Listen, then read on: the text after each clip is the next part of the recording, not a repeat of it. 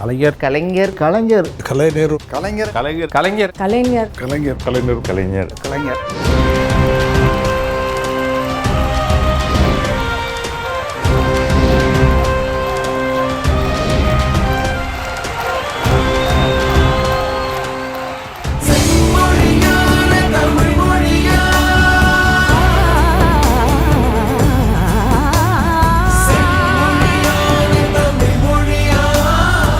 முதலமைச்சராக இருந்த கலைஞர் அவர்கள் தொடர்ந்து போராடி அதுக்கு பிறகு இவர் முதலமைச்சராக இல்லாத போதும் அதை சாதித்து தமிழை செம்மொழி என்று இந்திய அரசு அறிவிக்க செய்தார். அப்போது செம்மொழியாக உலக அளவில் அறிவிக்கப்பட்ட ஒரே மொழி அரசு நிலையில் தமிழ் மட்டும்தான். அப்போது செம்மொழி மாநாடு நடத்துகிறோம். செம்மொழி மாநாட்டுக்கு செம்மொழியான தமிழ் மொழியின் நம்ம ஏஆர் ரஹ்மான் இசையமைச்ச அந்த பாடலை கேட்டிருப்போம். அந்த பாடல் இப்படி தொடங்கும் பாருங்கள், பிறப்பொக்கும் எல்லா உயிர்க்கும்னே தான் தொடங்கும். சரிங்களா? அப்போது இது யாருக்கும் ஒரு பதில் சொல்கிறாருல்ல, எல்லோரும் நம்ம சமம் அப்படின்னா சமம் இல்லைன்னு சொல்லிட்டு இருக்கவங்கள்ட்ட சொல்கிறாரு. இது பிறப்புக்கும் எல்லாம் இருக்குங்கிறத பண்ணுறார். சமூக நீதி நிலைநாட்டப்படுகிற இந்த காலகட்டத்தில் யாராவது கட்டை விரலை காணிக்கையை கேட்டால் அவங்க பட்டய உரின்னு எச்சரித்தவர் இந்த மண்ணின் மைந்தர் நம்முடைய தலைவர் கலைஞர் அவர்கள். ஏகலைவன் வித்தை கற்க இந்த சாத்திரமும் அனுமதிக்கவில்லை. அவன் வில்லில் விஜயனையும் வெல்வார் என்று கட்டை விரலை காணிக்கையாக பெற்று தந்த நியாயம். கட்டை விரலோ தலையோ காணிக்கையாக இந்நாளில் எவனும் கேட்டால் பட்டை உரியும். சுடுகாட்டில் அவன் கட்டை வேறும்.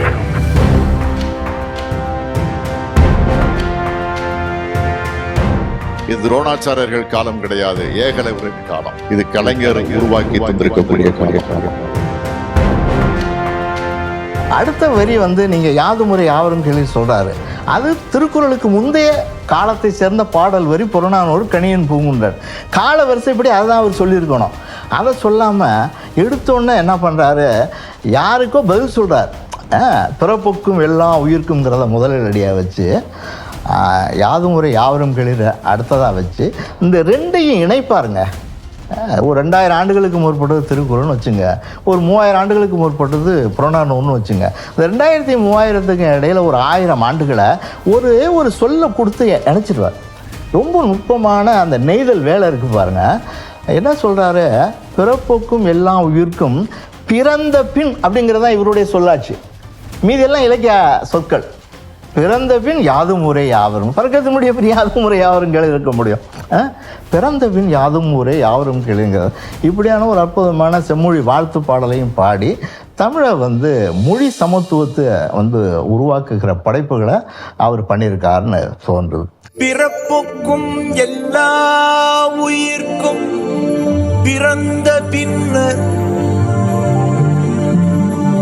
யாதும் ஊரே யாவரும் கேலி. கலைஞரை நான் முதல் தடவையாக பார்த்தது அப்படின்னா எனக்கு ஒரு 11-12 வயசு இருக்கும். அப்போ 1965 நான் 6ஆம் கிளாஸோ 7ஆம் கிளாஸோ படிச்சுட்டு இருக்கிறேன். இந்திய எதிர்ப்பு போராட்ட உச்சக்கட்டம். அப்போ கலைஞர் கோயம்புத்தூரில் பேசுகிறார். அப்போ நாங்கள்லாம் சின்ன பசங்க எல்லாம் சேர்ந்து ஆஃப்டர் ஆயர் போட்டு போய் கலைஞரை பார்க்குறோம்.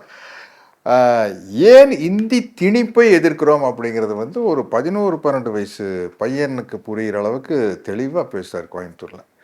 அப்போ இருந்து அவர் மேலே ஒரு பெரிய ஈடுபாடு. கலைஞரை பொதுவாக எல்லோரும் சமுதாயத்தினுடைய மாற்றத்துக்கு காரணமானவர் அப்படின்னு எல்லோரும் சொல்லுவாங்க. அது உண்மையான விஷயந்தான். அவர் ஒரு கிராமத்தில் பிறந்தவர், சாதாரண குடும்பத்தில் பிறந்தவர். அந்த கிராம சூழலில் வளர்ந்த காரணத்தினாலேயும் பல ஊர்களில் நடந்த நிகழ்ச்சிகள், பார்த்த மனிதர்கள், அவருக்குள்ளே ஏற்படுத்திய பாதிப்புகள் தான் பின்னாடி அவர் முதலமைச்சரானது பிறகு திட்டங்களாக வடிவெடுத்த காரணம் அதுதான்.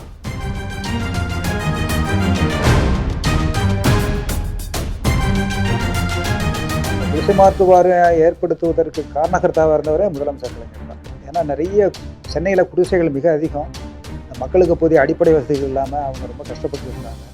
அது 1970களில் ஏற்பட்ட ஒரு பெரிய மாற்றம். வேறு எங்கேயுமே எந்த நகரத்துலையும் அந்த மாதிரி மாற்றம் கொண்டு வரல. முதல்ல தமிழ்நாட்டில் தான் அந்த மாற்றம் கொண்டு வரப்பட்டது.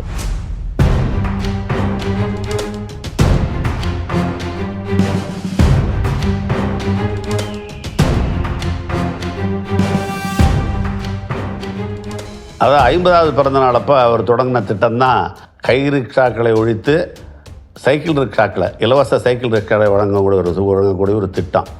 அந்த திட்டத்தினுடைய இது என்னன்னாக்கா, மனிதனை வைத்து மனிதன் இழுப்பதா, மனிதனா மாடான்னு காந்தியடிகளே கேட்டிருக்காரு. அதை ரொம்ப நாளைக்கு முன்னாடி அவர் படிச்சிருக்கிறார். அதாவது சென்னை, கடலூர் போன்ற நகரங்களில் 2000 கை ரிக்ஷாக்கள் இருக்குன்னு கணக்கெடுத்து அந்த கை ரிக்ஷாக்கள்லாம் மாற்றி சைக்கிள் ரிக்ஷாக்களை இலவசமாக சைக்கிள் ரிக்ஷா கொடுத்தாரு.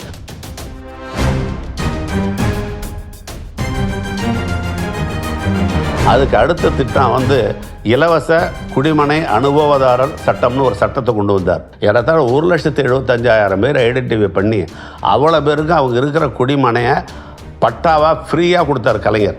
குடியிருக்கணும் யார் இடத்துல குடியிருப்பான்னு அப்படின்னா, யார் நிலம் வச்சுருக்கான்னா அவன் இடத்துல குடியிருக்கணும். அப்போது நீ அவனுக்கு போய் அவன் சொல்கிறத நீ கேட்கலனால அவன் அதிகாரத்துக்கு கட்டுப்பட மறுத்தாலோ அவன் என்ன செய்வான் அப்படின்னா, உடனடியாக வழங்கப்படக்கூடிய தண்டனை நீ வீட்டை காலி பண்ணிட்டு போமா. கூரையை பிரிச்சது தான், அவ்வளோதான். வீட்டை காலி பண்ணுறதுல கூரை தானே போட்டிருப்பானுங்க, கூரையை பிச்சரிஞ்சிருன்றான். கூரையை பிச்சரிஞ்சு நீங்கள் நடத்துல தான் நிற்கணும். அந்த மாதிரி இந்த காலத்தில் என்ன பண்ணாருன்னு கேட்டீங்கன்னாக்கா, எந்த இடத்துல குடியிருக்கிறியோ அந்த இடம் அவனுக்கு சொந்தம்னு ஒரு சட்டம். என்ன அது எப்படின்னு கேட்டிங்கன்னா, நீ ஒரு தோப்பு இருக்கும், ஒரு பெரிய தோப்பு நட்ட நடுவில் இருப்பான், அவன் குடியிருப்பான். இல்லை அந்த ஓரத்தில் அவனுக்கு இடம் கொடுத்துட்றேன், மற்ற இடத்துல நான் இங்கெல்லாம் கொடுக்க முடியாதுன்னு சொல்ல முடியாது. அவன் எங்கே குடியிருக்கானோ அந்த இடம் ப்ளஸ் அவனுக்கு மாட்டு வண்டி போகிற அளவுக்கு மெயின் ரோட்லேருந்து என்ன செய்யணும், இடம் கொடுத்துடணும். அந்த மாதிரி போட்டு அதுக்கு ஒரு சட்டத்தை போட்டு விட்டார். அதை பாராட்டுறதுக்காக வேண்டிய இப்போ கம்யூனிஸ்ட் பார்ட்டியில் ஒரு பெரிய பாராட்டு கூட்டம் திருத்துறைப்பூண்டியில் ஏற்பாடு பண்ணி கலைஞரை அழைச்சி ஒரு பாராட்டு கூட்டம் நடத்துனாங்க. அந்த பாராட்டு கூட்டத்தில் அப்போ இருந்த கம்யூனிஸ்ட் கட்சி தலைவர் மணலி கந்தசாமி பல்லாயிரம் பேர் ரத்தம் சிந்தி சாதிக்க முடியாத ஒரு சாதனையை ஒரு சொட்டு மையினால் கலைஞர் சாதித்து காட்டியிருக்கிறார். அதுதான் அந்த குடிமனை அனுபவ சட்டம்னு சொல்லிட்டு அந்த சட்டத்தை அவர் கலைஞரை பாராட்டி அவர் உரைத்தார்.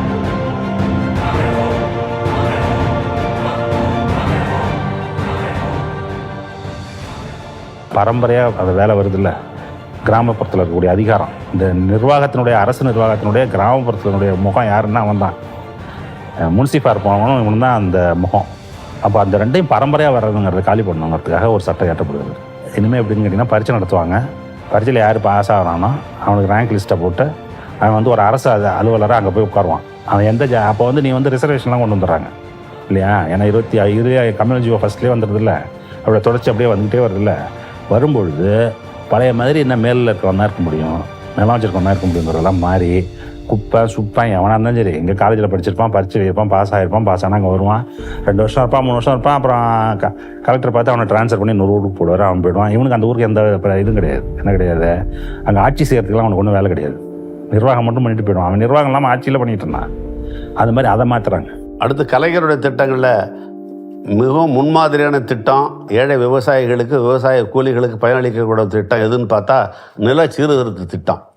1960 உச்சவரம்பு சட்டம்னு ஒரு சட்டத்தை கொண்டு வந்தாங்க அப்போ இருந்த ஆட்சியாளர்கள். உச்சவரம்பு என்னன்னாக்கா 30 ஸ்டாண்டர்ட் ஏக்கர்னு சொல்லி யாரும் ஒரு தனிநபர் 30 ஸ்டாண்டர்ட் ஏக்கராக தான் வச்சுக்கலாம், அதுக்கு மேலே இருக்கிறதெல்லாம் உபரி நிலமாக டிக்ளேர் பண்ணி அதை ஏழை மக்களுக்கு கொடுத்துடலான்னு ஒரு திட்டத்தை வகுத்து, அப்போ அவங்க எடுத்த உபரி நிலத்தினுடைய எண்ணிக்கை எவ்வளோன்னா 24,000 ஏக்கர் தான். அதில் ஏழை எளிய விவசாயிகளுக்கு கொடுத்தது எவ்வளோன்னு பார்த்தாக்க ஒன்றும் இல்லை. இப்போ அண்ணா கூட அந்த உச்சவரம்பு சட்டத்தை மிச்சவரம்பு சட்டம்னு அவர் விமர்சனம் பண்ணார் அண்ணா. 1970 கலைஞர் கொண்டு வந்த உச்சவரம்பு சட்டம் எப்படின்னாக்கா, அந்த 30 ஆக்கினாங்கல்ல, அது 15 ஸ்டாண்டர்ட் ஏக்கரான்னு ஆரம்பித்து சட்டத்தை கொண்டு 2 லட்சம் ஏக்கர் உபரி நிலங்கள்னு சொல்லி டிக்ளேர் பண்ணார். அந்த 2 லட்சம் ஏக்கர் நிலங்களையும் அரசு சார்பாக கையகப்படுத்தி ஏழை எளிய விவசாயிகளுக்கு ஃப்ரீயாக கொடுத்தார். 2 லட்சம் விவசாய பெருமக்கள் அதனால் பலரடைஞ்சாங்க. எவன்லாம் இந்த மாதிரி விவசாயத்தில் அடிமட்டத்தில் இருந்தானா அவன் எல்லாத்துக்கும் பாதுகாப்பு இந்த மாதிரி கொடுத்ததுனால பழைய அந்த அதிகார கட்டமைப்பு இருக்குல்ல, கிராமப்புறங்கள் அந்த அதிகார கட்டமைப்பு நிலம் வழியாக, அதுக்கப்புறம் இதுலேயே ஜாதி வரும், யார் மேலே இருக்கா யார் கீழே இருக்கான்ட்டு, அதன் வழியாக இதெல்லாம் இந்த கட்டமைப்பு எல்லாத்தையும் என்ன செய்கிறாங்க அப்படின்னா ஒரு 7-8 வருஷத்தில் காலி பண்ணிடுறாங்க.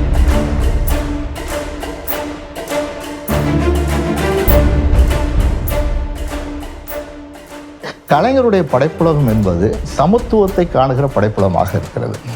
ஏற்றத்தாழ்வற்ற சமுதாயம் அமையணுங்கிற ஒரு படைப்புலகமாக இருக்கிறது. அதில் 2 பார்க்குற அவருடைய படைப்புகளில், ஒன்று மக்களிடம் இருக்கிற அந்த வேற்றுமைகள் ஏற்றத்தாழ்வு உடைக்கணும், சமமாக்கணுங்கிறது ஒன்று. 2வது தமிழுக்கு இருக்கிற அந்த தமிழை கீழ்மைப்படுத்தி இருக்கிறதுலேருந்து தமிழை மேம்படுத்தி மற்ற மொழிகளுக்கு இணையாக ஆக்கணும். அதுக்கும் ஒரு மொழி நிலையில் ஒரு சமத்துவத்தை தமிழுக்கு உருவாக்குதல். இந்த 2 பண்புக்கூறுகளாக கலைஞருடைய படைப்புலகத்தை என்னால் பார்க்க முடியுது. அப்போது தமிழை என்னவாக பார்த்தார்கள் அப்படின்னா, இன்னொரு மொழியை வந்து தேவ பாஷைன்னு சொல்கிறது, இதை வந்து நேச பாஷைன்னு சொல்கிறது. அப்போ இது தீண்டாமை, மொழி தீண்டாமையை வந்து முன்னெடுக்கிறாங்க. அப்போது கடவுள் வாழ்த்துக்கு பதிலாக தமிழ்தாய் வாழ்த்த வைக்கிறார். இப்போ இதை வந்து தேவ பாஷைக்கு இணையாகவும் அதற்கு மேலாகவும் ஆக்கிட்டார் பார்த்தீங்களா. ஏற்கனவே இருந்த ஒன்றை எடுத்து போட்டு அங்கே மேலே வைக்கிறார். அப்போ மொழிக்கு வந்து சமத்துவம் கொடுக்குறார். பராசக்தி படத்தில் எனக்கு அந்த கதாநாயகன் பாத்திரத்துக்கு பின்னாடி ஒரு திருநங்கையோட நடனம் ஒன்று இருக்கும். அந்த திருநங்கையும் ஒரு பாத்திரமாக அதில் ரொம்ப ஒரு உப்ப பாத்திரமாக அவங்க வருவாங்க.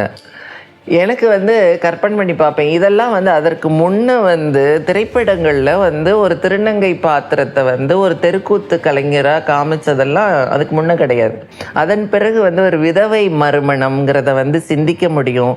அவளோட காதலை வந்து மென்மையாக, அதாவது எனக்கு வந்து இன்று நான் வந்து ஒரு விதவை கோலம் பூண்டாலும் கூட எனக்கு இன்னமும் காதலும் காமமும் இருக்குது. நான் பயப்படக்கூடிய தன்மையில் தான் என்னோட உளம் இருக்குது. ஆனால் அந்த சமூகம் வந்து என்னை கூட்டி போகலைங்கிறதையெல்லாம் ரொம்ப அழகா, ஏன்னா அந்த காலகட்டத்தில் இப்போ பேசுகிற மாதிரி உடைச்சும் பேச முடியாது. பராசக்தி திரைப்படத்தை பார்த்தீங்கன்னா பேர் பராசக்தின்னு இருக்கும். பாருங்க என்ன வசனம் வரும், அம்பாள் என்றைக்கடா பேசினால் அறிவு கிட்டவனேன்னு இருக்கும். என்ன முரண் பாருங்க. பராசக்தி படத்து தலைப்பு, இதில் வந்து வசனங்கள் இப்படி இருக்கும். அம்பாள் எந்த காலத்திலே பேசினாள், அறிவு கெட்டவனே. பராசக்தி தாயே என்ன சொல்ற, இந்த பராசக்தி உனக்கு தாய், என் தங்கை கல்யாணி உனக்கு தாசி, மானம் கெட்டவனே, அப்படித்தானே? அவருடைய நாடகங்களில் ரொம்ப வியக்க வைத்த ஒன்று வந்து சாக்ரட்டிஸ். அது 1956 ராஜாராணிங்கிற ஒரு திரைப்படம் வருது. அதுலேயும் அந்த சாக்ரட்டிஸ் நாடகத்தை அவர் வந்து அறிமுகப்படுத்தியிருப்பார். அந்த நாடகத்தில் ஒரு செய்தியை சொல்லுவார். என்னென்னா, வரலாற்றை வந்து அவர் விடுதலை செய்கிறார் அந்த நாடகத்தில் அப்படின்னு எனக்கு தோணுச்சு. என்ன வரலாறுனா, சாக்ரட்டிஸுக்கு விஷம் கொடுக்குறாங்க, நச்சுக்கொப்பை கொடுக்குறாங்க, ஒரு விஷம் வருதி செத்து போகிறார். இதுதானே வரலாற்றில் ஒரு நாடகத்தை போடும்போது அப்படியே தானே நீங்கள் முடிவை வைக்கணும். ஆனால் இவர் முடிவை மாற்றுறார். என்ன மாற்றுறார், அந்த கடைசி காட்சியில் சாக்ரட்டிஸாக நடிக்கிற சிவாஜி கணேசன் கையில் நச்சுக்கோப்பையோடு அப்படி குடிக்க போவார். அப்போது பார்வையாளராக உட்கார்ந்துருக்கிற ஒருவர், யார், என்எஸ் கிருஷ்ணன், நேராக மேடைக்கு ஓடி போய் குடிக்காத நிறுத்தி, நாங்கள் வந்து பெரியாரை சாக விட மாட்டோம், கிரேக்க பெரியாரை சாக விட மாட்டோம். என்ன தப்பு பண்ண நீ? சிந்திக்க சொன்னது தப்பா? சிந்திக்கிறது தப்புன்னா நமக்கு மனிதனுக்கு மூளையே இருக்கக்கூடாத அப்படின்னு அவருக்கு ஒரு வசனத்தை கொடுத்து சாக்ரட்டிஸை காப்பாற்றி இருப்பார். இப்படி வரலாற்றில் நடந்த ஒரு அநீதியை அதையே சொல்லுவார். கிரேக்கம் செய்த அநீதியை நாங்கள் வந்து நீதி வழங்குகிறோம் அப்படின்னு கலைவாணர் விட்டு பேச வச்சுருப்பார். தொல்காப்பிய பொங்க எழுதுகிறாரா, அதில் இந்த முதல் நூற்பாவுக்கு உரை எழுதுகிறார். அது காட்சி உரை தான். அந்த ஆயுதம் எடுத்து வந்து அவர் கும்பிடும். யாரை? தொல்காப்பியராக இருக்கிற கலைஞரை ஆயுதம் எடுத்து கும்பிடும். எதுக்கு என்னை கும்பிடுற அப்படின்னா, எனக்கும் இடஒதுக்கீடு கொடுத்துட்டீங்க அப்படின்னு. இடஒதுக்கீடுங்கிற வார்த்தையை பயன்படுத்திருக்கார். எழுத்துக்களுக்கு இடஒதுக்கீடு தந்திருக்கிறார் கலைஞருங்கிற. எழுத்தனப்படுவ அகர முதல் நகர இருவாய் முப்பகுது என்ப. அப்போ பா போட்டுட்டு ஆயுத எழுத்தை போட்டு தூ போட்டிருக்காங்க. முதல் எழுத்தை சொல்கிறதுக்கு என்ன பயன்படுத்தி இருக்கீங்க, அங்கேயே எனக்கு இடஒதுக்கீடு கொடுத்துட்டீங்க, ஏன் நன்றின்னு சொல்லிட்டு போவோம் இந்த ஆயுத எழுத்து. திடீர்னு ஒரு நாள் சொன்னார், நான் ராமானுஜருடைய வாழ்க்கையை வந்து நான் எழுதிட்டுருக்கேன்.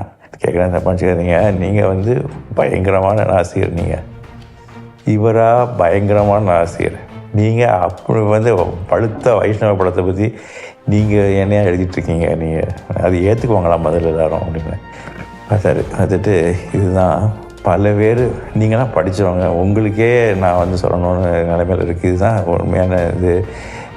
என்னென்னா, பல பேருக்கு தெரியறதில்ல, உண்மையிலேயே சமூக நீதி அப்படிங்கிறத முதல் முறையாக நம்மளுடைய நாட்டில் சொன்னதே அவர் தான் உண்மையான சமூக நீதியுடைய காவலர். அது வந்து ராமானுஜர் தான். ஸோ அவரை பற்றி எழுதுறதுலேருந்து எந்த தப்பும் கிடையாது. ஏன்னா அவர் சமூக நீதியுடைய காலம், நான் அவருடைய இதை தான் பின்பற்றிட்டு இருக்கேன் அப்படின்னு. சாமி, ராமானுஜன் நீங்க எங்க கூட விளையாடக்கூடாது. நாங்க தாழ்ந்த குலம். அப்படி ஒரு குலம் இருக்கிறதா? அதாவது எங்க சாதி வேறு, உங்க சாதி வேறு. ஓ, இந்த சாதிதான் நம்மை வேறுபடுத்துகிறதோ? போதி மரத்து புத்தன் புலம்பியதும் ஆதிமகனாம் வள்ளுவன் அலறியதும் சாதி பேதம் ஒழிய வேண்டும் என்றுதானே. கலை, இலக்கியம், அரசியல், பொலமிக் எழுதுவார், சர்காஸ்டிக் எழுதுவார், எஸ்ஸே எழுதுவார், நாவல் எழுதுவார், சிறுகதை எழுதுவார். அதனால் ஒரு வேர்சடைல், பல பன்முகத்தன்மை உள்ள ஒரு எழுத்தாளர். அதாவது ஒரு சமுதாய புரட்சிக்கு கலை வடிவம் மிக முக்கியமானதுன்னு தோழர் லெனினே சொல்லியிருக்கார். ரஷ்ய புரட்சியின் போது லெனினே வந்து நாடகமும் சினிமாவும் கலை வடிவும் இந்த பொது உடைமை சித்தாந்தத்தை கொண்டு போகிறதுக்கு மிக முக்கியமான விஷயம்னு லெனினே சொல்லியிருக்காரு. அதை வந்து கலைஞர் அவர்கள் வந்து இந்த சினிமாங்கிற மீடியாவை, இந்த கலை வடிவத்தை சரியாக பயன்படுத்திக்கிட்டார். எல்லா படத்துலையும் வந்து சமுதாய சீர்திருத்த கருத்துக்கள், அதாவது ஒரு திரையரங்கத்தையே பள்ளிக்கூடமாக மாற்றின பெருமை கலைஞர் சார். பராசக்தியில் அவர் என்னென்னலாம் பேசினாரோ, என்னென்னலாம் சொன்னாரோ, அது எல்லாத்தையும் பின்னாடி திட்டமாக இருக்கு. அந்த அதிகாரம் கைக்கு வரும்பொழுது அது செய்து முடிக்கிறது இருக்குல்ல. ராஜாஜி அது மாதிரி கதை எழுதியிருக்காரு, இந்த மாதிரி கதை எழுதியிருக்காரு, பசியை பற்றி, இதை பற்றிலாம் கதை எழுதியிருக்காரு. ஆனால் அவரும் முதலமைச்சராக இருந்திருக்காரு. ஆனால் அது வந்து என்ன, இங்கே வந்து உட்காரும்போது என்ன செய்யலை, அவர் அதை செய்யலை, அதை அட்ரஸ் பண்ணுறதில்ல. ஆனால் இவர் அதே மாதிரி கதை எழுதிட்டு திரும்ப ஒரு வாய்ப்பு கிடைக்குமா என்ன செய்கிறாருன்னு கேட்டீங்கன்னாக்கா, அது எல்லாத்தையும் திட்டங்களாக மாற்றுறது, செயல் வடிவம் கொடுக்கறது, அது வந்து சமுதாயத்தை வழியாக மாற்றி அமைக்கிறது அப்படிங்கிறது இருக்குல்ல, அதுதான் உங்களுக்குலாம் இருக்கக்கூடிய வித்தியாசம். இப்படியாக கலைஞரை நம்ம பார்க்கிற போது அவருடைய மன உலகம் படைப்புலகமாக வந்திருக்கு. அந்த படைப்புலகத்தில் அவர் காண விரும்பிய உலகத்தை இன்றைக்கு நாம் நடைமுறையில் கண்டுகொண்டு இருக்கிறோம்.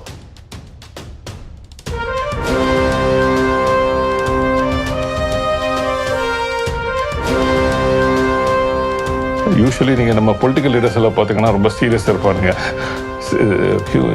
ஜோக் அடிக்கிறவங்களாம் ரொம்ப கம்மி. என்ன ஹிஸ்டாரிக்கலி சொல்ல போனால் அப்ரஹாம் லிங்கன் நல்ல ஜோக் அடிப்பார்னு சொல்லுவாங்க, வின்ஸ்டன் சர்ச்சில் ஜோக் அடிப்பார்னு சொல்லுவாங்க, மகாத்மா காந்தி கூட had a good sense of humour. சமீபத்தில் ரொனால்ட் ரீகன் கொஞ்சம் ஜோக் அடிப்பார்னு சொல்லுவாங்க. மற்றவங்கெல்லாம் மோஸ்ட்லி எல்லாம் சீரியஸாக இருப்பாங்க. Political leaders rarely are very funny. ஏன்னா கலைஞர் வாஸ் அன் எக்ஸப்ஷன். இந்தியாவில் பொறுத்த வரைக்கும் எனக்கு தெரிஞ்சு இந்த மாதிரி ஒரு வெட்டியாக இருந்த நான் பார்த்ததில்ல. மற்றவங்க இருந்திருக்கலாம்.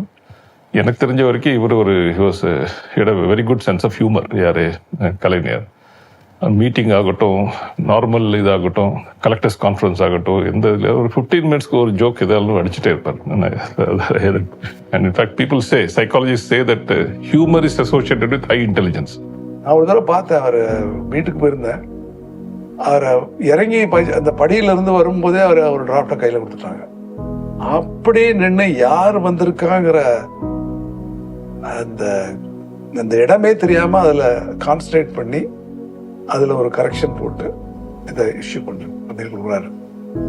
அந்த இது எந்த தலைவர்களுக்கும் வராத ஒரு திறமை, சக்தி, ஆர்வம், அக்கறை, அந்த concentration. Any change he made was always an improvement. There is the maybe நீண்ட அனுபவமாக இருக்கலாம், அவரோட திறமை இருக்கலாம், whatever it may be. But whenever he made any change to anything, it was always a positive change. So that quality he had அவர்கிட்ட. அடுத்தது அவர் சட்டமன்றத்துக்கு ஒரு தனி மரியாதை கொடுத்தாரு. அந்த கோயில் நினைச்சாரோ நம்ம தெரியாது எனக்கு. ஏன்னா அவர் அந்த காலத்துல இருந்தே சட்டமன்ற உறுப்பினராக இல்லாத காலமே கிடையாதுன்னு நினைக்கிறேன். ஒரு கவன ஈர்ப்பு தருமானம் ஒன்று ஒரு நாளைக்கு உள்துறையை பற்றி நான் செயலருங்கிற முறையில் நான் இருக்கணும். அன்னைக்கு தான் பார்த்தேன். ஏன்ட்ட எதுவுமே கேட்கல. அவர் போலீஸ் துறை டிஜிபிடியே கேட்டு வாங்கிக்கிட்டார் எல்லாத்தையும். நான் ஏதோ ப்ரிப்பேர்டாக இருந்தேன், ஆனால் கேட்கல. சண்முகநாதன் மீதி வேலையை பார்த்துருப்பாரு. 1 மணி நேரம் பேசினார். கோர்வையா, அழகா, எல்லார் பேச்சையும் முதல்ல கேட்டுக்கிட்டாரு.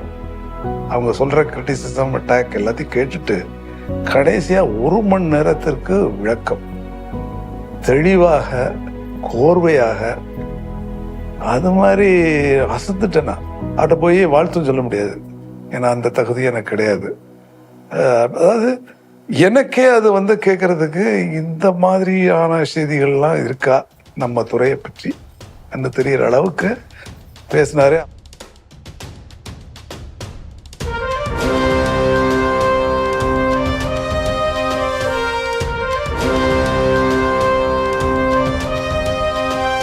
நீர் மேலாண்மையில் அவருக்கு மிக மிக ஆர்வம். மழை பெய்து அந்த தண்ணி கடலில் வீணாகிறத அவர் பார்த்து பல தடவை வருத்தப்பட்டிருக்காரு. காவிரியில் வெள்ளம் வந்தால் தானே நம்ம வந்து தடுத்து நிறுத்துகிறோம், அது எவ்வளோ தடுத்து நிறுத்த முடியுங்க, நிறைய தண்ணி வருது. சில நாளைக்கு கொள்ளிடத்தில் 1,00,000 கியூசெக்ஸ்க்கு மேலே தண்ணி வெளியில் போகும். ஸோ அந்த மாதிரி போகும்பொழுது அந்த தண்ணியை தடுத்து பக்கத்தில் அருகாமையில் இருக்கிற புதுக்கோட்டை, ராமநாதபுரம், சிவகங்கை மாவட்டங்களுக்கு போகிற மாதிரி செய்ய முடியுமா அப்படின்னு கேட்டார். அந்த சஜஷன் பேரில் தான் மாயனூரில் அந்த தடுப்பணை கட்டுறதுக்கு அவருடைய ஆலோசனை பேரில் முதலமைச்சர் கூப்பிட்டு கேட்டதுனால அந்த தடுப்பணை கட்டுவதற்கு ஏற்பாடு செய்யப்பட்டது. அந்த திட்டம் அமைக்கப்பட்ட இடம் வந்து மாயனூரிலிருந்து புதுக்கோட்டைக்கு செல்கின்ற கால்வாய், அது வழியாக இந்த குண்டாறு வரையிலையும் போய் குண்டாறு இணைப்பு திட்டத்தை ரொம்ப நாளாக பேசிகிட்டு இருக்கோம் நம்ம, அது வரையிலையும் போகிறது மாதிரி இந்த திட்டம் அமைக்கப்பட்டது. கிட்டத்தட்ட 1 TMC தண்ணீர் அங்கே தேக்கப்பட்டிருந்தால் கூட எக்ஸஸாக வர்ற வாட்டர் இந்த இணைப்பு கால்வாய் மூலம் போகிறது மாதிரி இந்த திட்டம் அமைக்கப்பட்டது. ஒரு மிகப்பெரிய அந்த புதுக்கோட்டை மாவட்ட மக்களுக்கு ஒரு மிகப்பெரிய வரப்பிரசாதம் தான் அது. முதலமைச்சர் 1000 தடுப்பணைகள் அந்த இடத்தெல்லாம் கவனமாக தேர்ந்தெடுத்து அதை வந்து பொதுப்பணித்துறை மட்டும் செய்யாமல் மற்ற துறைகளும் செய்ய வேண்டாம் அப்படின்னு சொல்லி ஒரு அக்ரிகல்ச்சர், இன்ஜினியரிங் டிபார்ட்மெண்ட்டு, பொதுப்பணித்துறை, ஹைவேஸ் டிபார்ட்மெண்ட்டு, இது மாதிரி 3-4 துறைகளுக்கு 1000 செய்யணும் இல்லையா, அதனால் 3-4 துறைகளை பிரித்து கொடுத்து அந்த திட்டத்தை செயல்படுத்துறதுக்கு ஏற்பாடு பண்ணார். இது எதுக்காக இதை சொல்கிறேன்னா, எந்த பீரியடில் முதலமைச்சராக வந்தாலும் சரி, வந்தவுடனே அரசு திட்டங்களில், அதில் குறிப்பாக நீர் மேலாண்மை திட்டத்தில் முதலமைச்சர் கலைஞர் வந்து அந்த அளவுக்கு தனிப்பட்ட கவனம் செலுத்துறது மிக மிக முக்கியம். தமிழ்நாட்டில் 1947 to 1996 அந்த 49 ஆண்டில் இந்த 184 பிரிட்ஜஸ் கட்டியிருந்தாங்க ஹோல் ஸ்டேட்டில். 96 to 2001 ஒரு 634 பிரிட்ஜஸ் என்னமோ கட்டாங்க, அந்த 5 இயர்ஸில் கட்டாங்க. அதே மாதிரி ரோட்ஸ் கூட, அது கிராம ரோட்ஸ் எல்லாம், கிராம சாலைகள் பிளாக் டாப்டு அந்த டார் ரோடு போட்டது 1947 to 1996 49 இயர்ஸில் ஒரு 5000 கிலோமீட்டர்ஸ் கிராம சாலைகள், ஒரு 1,00,000 கிலோமீட்டர் என்னமோ இருக்குங்க கிராம சாலைகள், வெறும் 5000 கிலோமீட்டர்ஸ் தான் டார் ரோடாக இருந்தது. அந்த 5 வருஷத்தில் 22,000 கிலோமீட்டர்ஸ் டார் ரோடு பண்ணாங்க அந்த இது. ஸோ அந்த இன்ஃப்ராஸ்ட்ரக்சரு தமிழ்நாட்டில் பண்ணது இவர் தாங்க. அந்த எது எடுத்தாலும் நீங்கள் பார்த்தீங்கன்னா இந்த institution like SIPCOT, dot board, இந்த எல்லா மெட்ரோ வாட்டர், இந்த மாதிரி எல்லாம் கிரியேட் பண்ணது இவர் தான். சிட்டிஸ் இது இந்த பிரிட்ஜஸ் ஆகட்டும், ரோட்ஸ் ஆகட்டும், பில்டிங்ஸ் ஆகட்டும், இந்த இண்டஸ்ட்ரியல் எஸ்டேட்ஸ் ஆகட்டும், நிறைய கொண்டு வந்திருக்காரு. அது இவரோட ரோல் நிறைய இருக்குதுல்ல. எங்கள் அப்பா ப்ரொஃபஸர் MS சுவாமிநாதனோட கலைஞருக்கும் அவருக்கும் ரொம்ப ஒரு க்ளோஸான ஒரு ரிலேஷன்ஷிப். 1989 எங்கள் அப்பா வந்து இந்த ஆராய்ச்சி மையத்தை ஆரம்பிக்கிறதுக்கு ஒரு நிலம் தேடிட்டு இருந்தார். அதனால் அப்போ வந்து கலைஞரை போய் பார்த்தாரு. இந்த மாதிரி ஒரு நிறுவனம் ஆரம்பிக்கலான் இருக்கேன், அதுக்கு நீங்கள் என்ன சொல்கிறீங்க அப்படின்னு. அப்போ அவர் அப்பாட்ட சொன்னாராம், இந்த மாதிரி நீங்கள் ஏன் என்னை வந்து கேட்கணும், நான் தான் உங்களை வந்து அழைக்கணும். உடனே அவர் வந்து லேண்டை சேங்ஷன் பண்ணி இங்கே வந்து ஒரு 2 ஏக்கர் நிலம் வந்து தரமணியில் கொடுத்தாரு. ஸோ இது ஆரம்பிக்கிறதுலேருந்து அது கலைஞரோட ஆசீர்வாதத்தோடு தான் இது தொடங்கிது. ஸோ அவருக்கு வந்து வேளாண்மையில் ரொம்ப இன்ட்ரெஸ்ட், அக்ரிகல்ச்சரில் ரொம்ப இன்ட்ரெஸ்ட்டு, பொதுமக்கள் மேலே அவர் நிறையா ஒரு பாசமும் ஒரு அக்கறையும் அவருக்கு உண்டு கலைஞருக்கு. அப்பாவும் அதே மாதிரி தான். 1998 தமிழ்நாடு அரசு, MS Swaminathan research foundation, TIDCO, அப்புறம் டிபார்ட்மெண்ட் ஆஃப் பயோடெக்னாலஜி 4 சேர்ந்து ஒரு விமென்ஸ் பயோடெக்னாலஜி பார்க் இந்தியாவிலே முதல் தரம் ஸ்பெஷலாக விமென் பயோடெக்னாலஜியில் முன்னேறணும் அப்படின்னு சொல்லிட்டு கலைஞர் வந்து 20 ஏக்கர் லேண்டு நிலம் வந்து சிறுசேரியில் கொடுத்தாரு. ஸோ அந்த விமென்ஸ் பயோடெக்னாலஜி பார்க் இனாகரேஷனுக்கும் வந்தார். பிரசிடெண்ட் வந்து ஃபவுண்டேஷன் ஸ்டோன் லே பண்ணாங்க. இப்போ அது ரொம்ப நல்லா போயிட்டுருக்கு. ஸோ அந்த மாதிரி ஒரு இனிஷியேட்டிவ் ஃபஸ்ட் டைம் இந்தியாவில். அப்போல்லாம் பயோடெக்னாலஜி பார்க்னு யாருமே கேள்விப்பட்டதில்லை. பட் கலைஞர் அந்த ஐடியா கேட்ட உடனே அந்த நிலத்தை அவர் அசைன் பண்ணிவிட்டு அதை ரொம்ப சீக்கிரமாக அதுக்கு அப்ரூவல் எல்லாமே கொடுத்து அந்த மாதிரி அவர் என்கரேஜ் பண்ணதுனால தான் அது இவ்வளவு சக்ஸஸ்ஃபுல்லாக அது வந்தது. 2009 அல்லது 10 வந்து முதலமைச்சர் உடல்நலம் இல்லாமல் ராமச்சந்திரா மருத்துவமனையில் சர்ஜரி பண்ணுறதுக்காக அட்மிட் ஆகியிருந்தது. அப்போ அவருக்கு வந்து ஸ்பைன் சர்ஜரி பண்ணணுங்கிற ஒரு முடிவு எடுக்கப்பட்டு அவர் மருத்துவமனையில் இருந்தார். நாங்களாம் என்ன பண்ணோம், காலையில் எப்போதும் அலுவலகத்துக்கு போகிறது மாதிரியே நேராக மருத்துவமனைக்கு போய் முதலமைச்சரை பார்த்து என்ன நடந்ததுன்னா ஒரு ப்ரீஃப் பண்ணிட்டு வருவோம். ஒரு நாள் ரொம்ப காலதாமதம் ஆயிடுச்சு போய் சேர்கிறதுக்கு. 9 மணிக்கு மேலே ஆயிடுச்சு. அப்போ மருத்துவர்கள்லாம் வந்துட்டாங்க. மருத்துவர்கள் வந்து எக்ஸாம் பண்ண ஆரம்பிச்சிட்டாங்க. அதெல்லாம் பண்ணிக்கிட்டு முடித்து 1 மணி நேரம் ஆச்சு. அதன் பிறகு ஒரு 10 மணிக்கு மேலே தான் எங்களால் பார்க்க முடியுது. அப்போ அவர் சொன்னார், ஏன் காலையிலே வரல, நீங்கள்லாம் முன்னாடியே வந்து மருத்துவர்கள் வரதுக்கு முன்னாடியே வரணும், ஏன் வரலன்னு கேட்டார். அப்போ நான் சொன்னேன், இது மாதிரி அந்த போரூர் ஜங்ஷனில் வரும்பொழுது ரொம்ப டிராஃபிக் ஜாம் ஆகி போச்சுங்க, ஒரு 20 நிமிஷம் அங்கே நிற்க வேண்டிய ஆகிப்போச்சு, அதனால தான் காலதாமதம் ஆயிடுச்சுன்னு சொன்னேன். ஏன் அதுக்கு ஒன்றும் மாற்று ஏற்பாடு பண்ண முடியாதா? இந்த டிராஃபிக் ஜாம் இருந்ததுன்னா அதை அப்படியே விட்டுடுவீங்களா நீங்கள்? ஏன் அதை மாற்றி நினைக்கக்கூடாது? நீங்கள்லாம் எதை மாற்றுறதுக்கு ஏன் நினைக்கக்கூடாது அப்படின்னாரு. பண்ணலாங்க அப்படின்னு சொல்லி உடனே என்ன பண்ணோம், அப்போ ஹைவே செக்ரட்டரிகிட்ட கேட்டோம் என்ன பண்ணலாம் என்னன்னு சொல்லிட்டு. அவர் சொன்னார், அந்த இடத்துல ஒரு ஃப்ளைஓவர் போடலாம் அப்படின்னு சொன்னார். அப்போ முதலமைச்சர்கிட்டேருந்து இது மாதிரி செய்தி சொன்னாங்க அப்படின்னு சொல்லிட்டு முதலமைச்சரை கூப்பிட்டு சொல்கிறாருன்னு சொல்லி வர சொன்னோம் அவரை. அவர் வந்து மருத்துவமனையில் பார்த்த பிறகு அப்போ தான் முடிவு பண்ணாங்க, போரூர் ஜங்ஷனில் ஒரு ஃப்ளைஓவர் போடலான்னு. மருத்துவமனையில் இருக்கும் பொழுது முடிவு பண்ண திட்டம் அந்த திட்டம். இருந்தாலும் இன்றைக்கு வந்து எனக்கு அந்த போரூர் ஜங்ஷனை கிராஸ் பண்ணும் பொழுதெல்லாம் அந்த ராமச்சந்திரா மருத்துவமனை கலைஞர் தான் நினைவு கூறும். கலைஞருடைய அறிவுரை உடனடியாக அது செயல்படுத்தப்பட்டது. எவ்வளோ இன்றைக்கு மக்களுக்கு அது உபயோகமாக இருக்குது அப்படிங்கிறதுக்கு அது ஒரு உதாரணம்.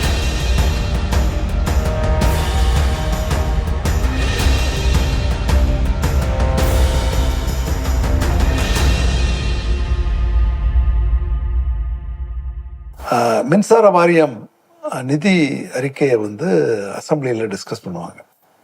வருஷத்துக்கு ஒரு தடவை ஒரு நாள் ஃபுல்லாக நடக்கும். நான் வந்து என்ன பண்ணியிருந்தேன்னா புது மீட்டர் போட்டேன், நல்ல நவீனமான ஒரு மீட்டர் போட்டு புதுசாக ஒரு கரெக்ஷன் கொடுக்கறதுக்கு முன்னால் 700 ரூபா வாங்கிட்டு இருந்தாங்க. அது 1200 ரூபா. நல்ல மீட்டர் குவாலிட்டி பெட்டர். உடனடியாக 24 மணி நேரத்துக்கு முன்னாடி நான் கரெக்ஷன் கொடுக்குறேன்னு ஒரு திட்டத்தை போட்டு நிறைவேற்றிக்கிட்டு இருந்தேன். நம்ம அசம்பிளியில் எதிர்கட்சி உறுப்பினர்கள் இருக்காங்களே, அவங்க வந்து 700 வந்து 1200க்கு கூட்டிட்டாங்க மின் வாரியம், அதை குறைக்கணும் அப்படின்னு கேட்டாங்க. அமைச்சர் எல்லாத்தையும் கேட்டுட்டு கடைசியில் பதில் சொல்லும்போது முதல்வர் அவர்கள் எந்திரிச்சு வெளியே வரார். நான் வந்து ஆஃபீஸர்ஸ் கேலரியில் உட்காந்துருக்கேன். அப்போ வயசு அவர் 80க்கு மேலே இருக்கும். இதுக்கு வராருன்னு தெரியல. என்னென்னா கூப்பிட்டு கொஞ்சம் 700 ரூபாயை குறைச்சிக்கலாமா அந்த 1200 ரூபாயை? சார் 700 ரூபாய் குறைச்சிங்கன்னா எனக்கு 50 கோடி போயிடும் அப்படின்னு. அப்போ அவர்கிட்ட பேரம் பேசுகிறேன் நான், என்னுடைய நேச்சரே அப்படி. சரி கடைசியில் 1000 சரிங்க அப்படின்னு சொல்லிட்டு போயிட்டார். அப்புறம் அமைச்சர் சொல்கிறாரு அசம்பிளியில், நமது மாண்புமிகு முதலமைச்சர் அவர்கள் தலைவர் மின்வாரிய தலைவருடன் கலந்து ஆலோசித்து இந்த கட்டணத்தை 1000க்கு குறைக்கிறார் என்று அனௌன்ஸ் பண்ணுறாரு. தட்டினாங்க. எனக்கு என்னென்னா, ஒரு தலைவர் அவர் நினச்சா என்னை ஒரு ஆணையில் வந்து மாற்றிடலாம். அவர் என்னை அதுக்காக கன்சல்ட் பண்ண வேண்டிய அவசியமே கிடையாது.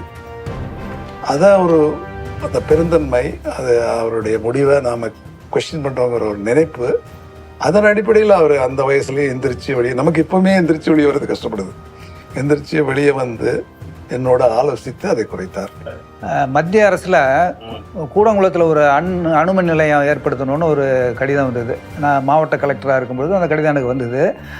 அந்த கடிதம் வந்தவுடனே மறுநாள் செய்தித்தாளில் அந்த செய்தியே வந்தவுடனே அங்கே பொதுமக்களுடைய எதிர்ப்பு இருந்தது. அப்போ அவருடைய கவனத்துக்கு அதை கொண்டு போனேன். இது மாதிரி எதிர்ப்பு இருக்குது, என்ன செய்கிறதுன்னு தெரியல அப்படின்னு சொன்னேன். அப்போ அவர் முதலமைச்சர் சொன்னார், எதிர்ப்பு இருந்ததுன்னா பொதுமக்களுடைய ஒத்துழைப்பு இல்லாமல் இந்த திட்டமும் நடத்தக்கூடாது. அப்போ அவர் சொன்னார் முதலமைச்சர், அந்த துறையில் இருக்கிற எக்ஸ்பர்ட்ஸ், அந்த வல்லுநர்கள்லாம் அழைச்சி ஒரு கூட்டம் போட்டு அந்த கூட்டத்தில் வந்து எடுத்து சொல்லுது. அதனால் என்ன பலன் கிடைக்கும் அப்படிங்கிறத எடுத்து சொல்ல மக்களை கன்வின்ஸ் பண்ண பிறகு இந்த திட்டத்தை ஆரம்பிக்கலாம் அப்படின்னு சொல்லி எங்களுக்கு அறிவுரை சொன்னார். அதன் பிறகு ராதாபுரத்தில் ஒரு கூட்டம் ஏற்பாடு பண்ணோம். அப்போ இந்த துறை வல்லுநர்கள் மிகவும் அமைதியாக இந்த திட்டத்தினுடைய நல்ல பலன்கள் என்னென்ன கிடைக்கும், இதனால் இந்த பகுதி எப்படி டெவலப் ஆகும் அப்படிங்கிறத பற்றிலாம் எடுத்து சொன்னாங்க. அதாவது நில உடமைதாரர்களுக்கு காம்பன்சேஷன் நல்ல அளவுக்கு கொடுக்க வேண்டும், அந்த நிலத்தை எடுக்கும்போது ஒரு காம்பன்சேஷன் கொடுக்க வேண்டும் ரெக்கமெண்ட் பண்ணேன். ஸோ இதுலேருந்து மக்களுடைய ஒத்துழைப்பு மிக மிக அவசியம். அவங்களுக்கு எந்த விதமான பாதிப்பு ஏற்படாத முதலமைச்சருடைய கன்சர்ன், அவருடைய இதை பற்றி ஒரு ரொம்ப கவலை கொண்டு இருந்தார் என்பது நமக்கு தெரிய வருகிறது. மின்சார வாரியத்தை நிர்வகிக்கும் போது பணம் இல்லாமல் யாரையும் செய்ய முடியாது. அதனால் அவருக்கு ஒரு தடவை நிதித்துறை அமைச்சர் நிதி செயலாளர் மூலமாக சொல்லிவிட்டேன், இங்கே நிலைமை ரொம்ப மோசமாக இருக்குது, மின்சார கட்டணத்தை கூட்டணும். அப்போ அரசாங்கம் தான் கூட்டணும். சரி சொல்லுங்கள், என்னென்ன வேணும் உங்களுக்கு? ஒவ்வொரு ஐட்டமாக அதில் இண்டஸ்ட்ரியல் கன்சியூமர்ஸ்னு இருக்குது, ஹெவி இண்டஸ்ட்ரீஸ்ன்னு இருக்குது, ஸ்மால் இண்டஸ்ட்ரீஸ்ன்னு இருக்குது. ஒவ்வொரு ஐட்டமாக கேட்டு என்ன கூட்ட போகிறீங்க, இவ்வளோலேருந்து இவ்வளவு, எத்தனை பேருன்னாரு. புள்ளி வரும் 700-7000 பேர். Okay, agreed. அப்புறம் ஒன்று ஒன்றா கடைசியில் டொமஸ்டிக் வருது. அது 1.5 கோடி பேர் இருப்பாங்க. டொமஸ்டிக் வந்தவுடனே அதில் ஒரு 25% தான் நான் கூட்டியிருந்தேன். இதில் 25 தான் ரொம்ப குறைச்சல் சார், இது 10 வருஷமாக கூட்டல, விட்டுடுங்க. அதை நீதி எல்லாம் எவ்வளோ வருது உங்களுக்கு? 550 கோடி வருது. 750 கேட்டீங்க, 750 கோடி கேட்டீங்க, 550 கோடி கொடுத்தேன், இதை வச்சு நீங்கள் மேனேஜ் பண்ணுங்கன்னாரு. எனக்கு அதே பெரிய விஷயம். ஏன்னா அந்த மாதிரி ஒரு இதை டிசிஷன் எடுத்ததுனால என்னால் சர்வே பண்ண முடியும். ரொம்ப தேங்க்ஸ் சார்னு சொல்லிட்டு போயிட்டாங்க. இந்த மாதிரி அவருக்கு ஒரு சென்ஸ், யாரை கஷ்டப்படுத்தணும், யாரை கஷ்டப்படுத்தக்கூடாது. நிறைய பேர் அது பொலிட்டிக்கல்னு கூட சொல்லலாம். பட் பொலிட்டிக்கலாக தானே அவள் பார்க்கணும்.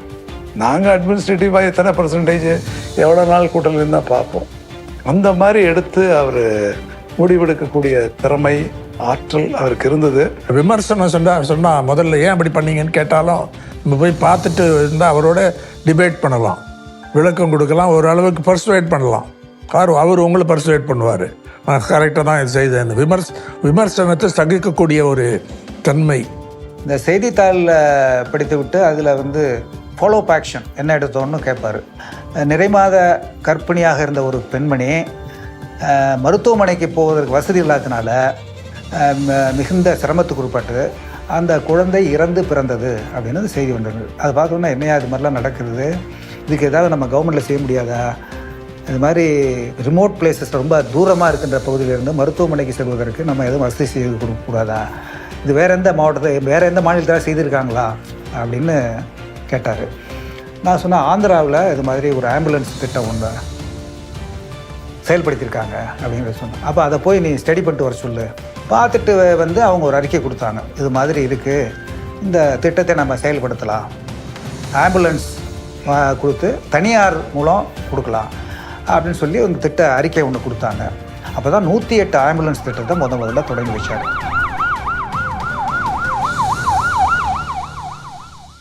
கலைஞர் ஒரு மிகப்பெரிய ஆளுமை. அவர் சுகாதாரத்துறையில் மட்டும் ஒரு 100கணக்கான திட்டங்களை கொண்டு வந்தார். அதனால் இன்றைக்கு வரைக்கும் கோடிக்கணக்கான மக்கள் பலனடைஞ்சிட்டு வர்றாங்க. உங்களுக்கு ஞாபகம் இருக்கும், 2004 தமிழ்நாட்டு கடற்கரையோரமாக ஒரு பலத்த சுனாமி அடிச்சுது. அப்போது நிறைய பெண்கள் வறுமையின் காரணமாக அவருடைய சிறுநீரகத்தை விற்க ஆரம்பித்தாங்க. அது ஒரு புரோக்கர்லாம் வச்சு அது ஒரு பெரிய இண்டஸ்ட்ரி மாதிரியே நடந்தது. லீகல் வழியில் தான் யாரும் இல்லீகல் வழியில் போக மாட்டாங்க. இன்றைக்கி ஆயிரக்கணக்கான மக்கள் கிட்னி இல்லாமல் தவிக்கிறாங்க. நம்ம மூளை சாவை அடைஞ்சவங்ககிட்ட இந்த கிட்னி எடுத்து கொடுத்தா என்ன? அப்போ யாரும் கிட்னியை விற்க மாட்டாங்க. கலைஞர் உடனே ஆணையிட்டார், உடனடியாக அதை செயல்படுத்துங்க. அப்படி தான் தமிழ்நாட்டில் உடல் உறுப்பு மாற்று சிகிச்சை மையம் 2008 செப்டம்பர் அக்டோபரில் உருவாச்சு. கலைஞர் அவரை இறந்துட்டாருன்னு சொல்ல முடியாது. ஏன்னா இன்றைய வரைக்கும் 10,000 உறுப்புகளை தானம் கொடுத்துருக்கோம். ஸோ 10,000 பேர் உடலில் அவர் கண்ணா, சிறுநீரகமா, கல்லீரலா, இதயமா, நுரையீரலா இன்றைக்கும் செயல்பட்டுருக்கின்றாரு. அந்த காலத்தில் அப்போ 50களில் 40களில் எல்லா ஊர்கள்லேயும் எல்லா பேருந்து நிலையங்கள்லேயும் ரயில் நிலையங்கள்லேயும் போரிடங்கள்லாம் தொழுநோய் இரவலர்களை பார்க்க முடியும். கையேந்தி பிச்சை எடுத்துக்கிட்டு இருப்பாங்க. 48வது பிறந்த நாளில் தொழுநோய் இரவலர் மறுவாழ்வு திட்டம்னு ஒரு திட்டத்தை கொண்டு வந்தார். அந்த திட்டத்தின் மூலமாக தமிழ்நாட்டில் இருக்கிற ஏறக்குறைய ஒரு 4000 பேருக்கு மறுவாழ்வு கொடுத்தார். ஒவ்வொரு மாவட்டத்திலும் ஒரு மறுவாழ்வு இல்லத்தை கட்டி அதில் அவங்கள கொண்டு வந்து அமர்த்தி, வெறும் சாப்பிட்டு தூங்குகிற வேலை கிடையாது, அது மாத்திரம் கிடையாது, சொந்த காலம் இருப்பதற்கான தொழிலையும் கற்றுக் கொடுக்கறதுக்கான ஏற்பாடுகளையும் செஞ்சு அவங்களுக்கு ஒரு மறுவாழ்வு கொடுத்தார் கலைஞர். அதனால தான் அன்றைக்கி இருக்கிற ஆளுநர் இந்தியாவிலேயே ஒரு முன்னோடி திட்டம் அப்படின்னு கே ஷா அன்னைக்கு ஆளுநராக இருந்தவர் சொன்னார். பரனூர் மறுவாழ்வு இல்லத்துக்கு ஒரு இயந்திரத்தை தொடங்கி வைக்கிறதுக்கு அன்றைய பிரதமர் இந்திரா காந்தி வந்தபோது இது ஒரு மிகச்சிறப்பான திட்டம்னு பாராட்டினாங்க. இந்த காப்பீடு திட்டம் கொண்டு வரதுக்கும் ஒரு செய்தி தான் காரணம். அது என்ன செய்தின்னா, ஒரு அலுவலர், உயர்நிலை அலுவலர், மிகவும் உடல்நலம் குன்றி நல்ல அலுவலர் அவர், முதலமைச்சருக்கும் தெரிஞ்சவர் தான் அவர், நல்லா செயல்படுவார்னு அவருக்கும் தெரியும். அவருக்கு உடல்நலம் குன்றி ஒரு தனியார் மருத்துவமனையில் அட்மிட் ஆகியிருந்தார். அவருக்கு அந்த சிகிச்சைக்காக ஆன செலவு வந்து கிட்டத்தட்ட அந்த பீரியடில் ஒரு 15 லட்சம் ரூபாய் ஆயிடுச்சு. அதை வந்து அவங்களால கட்ட முடியல. சரி, நம்ம அரசாங்கத்திலேயே நம்ம அதை பணத்தை சேங்ஷன் பண்ணலான்னு சொல்லி ஓரளவு ஒரு தொகை சேங்ஷன் பண்ணாங்க. அந்த தொகையை சேங்ஷன் பண்ண பிறகு அப்போ சிஎம் கேட்டார், நம்ம உயர் அலுவலரை நம்ம சேங்ஷன் பண்ணிட்டோம், இதுவே ஒரு சாதாரண குடும்பத்தை சார்ந்தவர்கள், நலிந்த பிரிவினர், அவங்களுக்கு ஏதாவது செய்ய வேண்டாமா, நமக்கு காப்பீடு திட்டம் ஒன்று நம்ம ஏதாவது செய்யலாமே அப்படின்னு சொல்லி தான் இந்த கலைஞர் காப்பீடு திட்டம் அப்படிங்கிற ஒரு திட்டத்தையே அறிவித்தாங்க. அதன் மூலம் தனியார் மருத்துவமனையிலும், அப்போ அந்த திட்டம் அப்படி இருந்து தனியார் மருத்துவமனையிலும் இவர்கள் சென்று சிகிச்சை எடுத்துக்கொள்ளலாம் என்று அந்த திட்டம் அறிவிக்கப்பட்டது. மிக மிக அருமையான திட்டம்.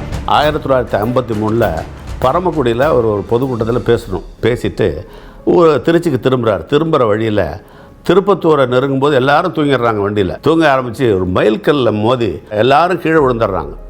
கீழே வந்தப்போ கலைஞருக்கு கீழே ரத்தம் குபுகுபுன்னு அவர் கொட்டிருது. அவருக்கு கண் நிபுணர் ஒரு டாக்டர் ஒருத்தர் வந்து பார்த்துட்டு, கண்ணில் உள்ள ஒரு நரம்பில் கீறல் ஏற்பட்டிருக்கு, 6 மாதத்துக்கு நீங்கள் பேசவோ எழுதவோ படிக்கவோ கூடாதுன்னு ஒரு கடுமையான நிபந்தனையை போட்டுறாரு. ஒரு ஹோட்டலில் ரூம் போட்டு மணிமகுடம் நாடகம் எழுதுகிறார். திடீர்னு ஈட்டினால் கண்ணில் குத்துனா எவ்வளோ ஒரு பயங்கர வலி ஏற்படுமோ அது மாதிரி ஒரு வலி வந்தது எனக்கு. அதனால் பேப்பர் பேனாவெல்லாம் தூக்கி எறிஞ்சிட்டு ஐயோன்னு அலர்னேன். 71 அமெரிக்காவுக்கு போகிறாரு. அங்கே ஒரு வாரம் ட்ரீட்மெண்ட் எடுத்துக்கிறாரு. அங்கே மறுபடியும் அறுவை சிகிச்சை பண்ணுறாங்க. நமக்கே இவ்வளோ ட்ரீட்மெண்ட் எடுத்துக்கிறோமே, நம்மளை போல் ஏழை மக்கள் எவ்வளோ பேர் கண் பாதிப்பினால், கண் வியாதினால், இப்போ கண் உபாதையினால் பாதிக்கப்படுறவங்க இருப்பாங்களே, அவங்களுக்கு ஏதாவது செய்யணுங்கிறதுனால தான் அது 49வது பிறந்த நாளில் இலவச கண்ணொளி திட்டம்னு ஒரு திட்டத்தை அறிமுகம் பண்ணார். தமிழ்நாடு முழுக்க நடந்த கண்ணொளி முகாம்களில் ஏராளமான கண்ணொளி முகாம்கள் நடைபெற்றன. எல்லா மாவட்டங்கள்லேயும் ஏறக்குறைய எல்லா வட்டங்கள்லேயும் கண்ணொளி முகாம்கள் இலவச கண்ணொளி முகாம்கள் நடைபெற்றுச்சு. அதில் 7.5 லட்சம் பேர் பயனடைஞ்சாங்க. வயசானவங்களுக்கு அந்த காலத்தில் இந்த கேட்ராக்ட் வந்துடும். நம்ம ஊரில் எல்லாம் நினச்சிக்குவாங்க வயசாகிடுச்சு கண்ணு தெரியாது அப்படின்னு விட்டுருவாங்க.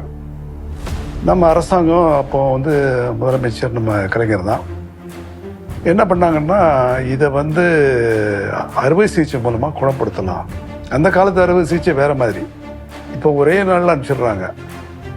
அப்போ வந்து ஒரு வாரம் அவங்கள வச்சு பாதுகாத்து, அதுக்கப்புறம் கண்ணாடி சாப்பாடெல்லாம் போட்டு நல்லா பார்த்து, அதுக்கப்புறம் கண்ணாடி போட்டப்புறம் தான் அவங்களுக்கு கண் தெரியும்.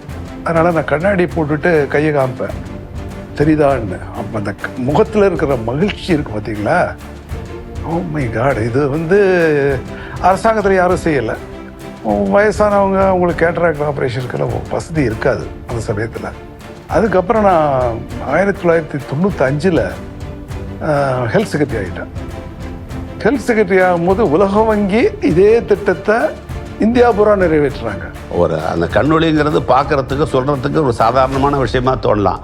ஆனால் ஏற்கனவே இருந்த ஒளியை இழந்து மறுபடியும் அந்த ஒளியை பெற்றவர்களுக்கு தான் அதனுடைய அருமை தெரியும்.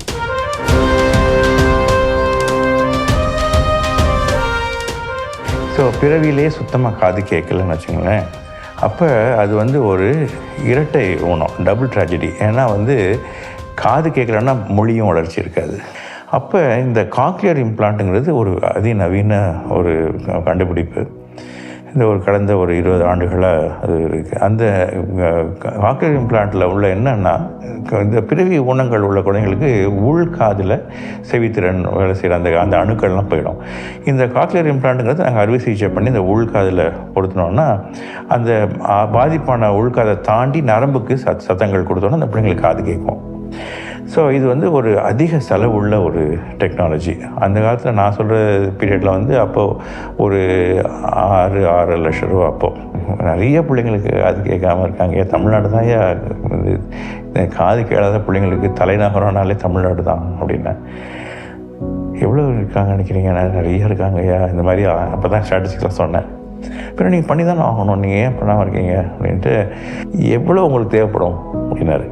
எனக்கு அப்போ ஒன்றும் ஐடியாவே கிடையாது, கணக்கு கூட கிடையாது.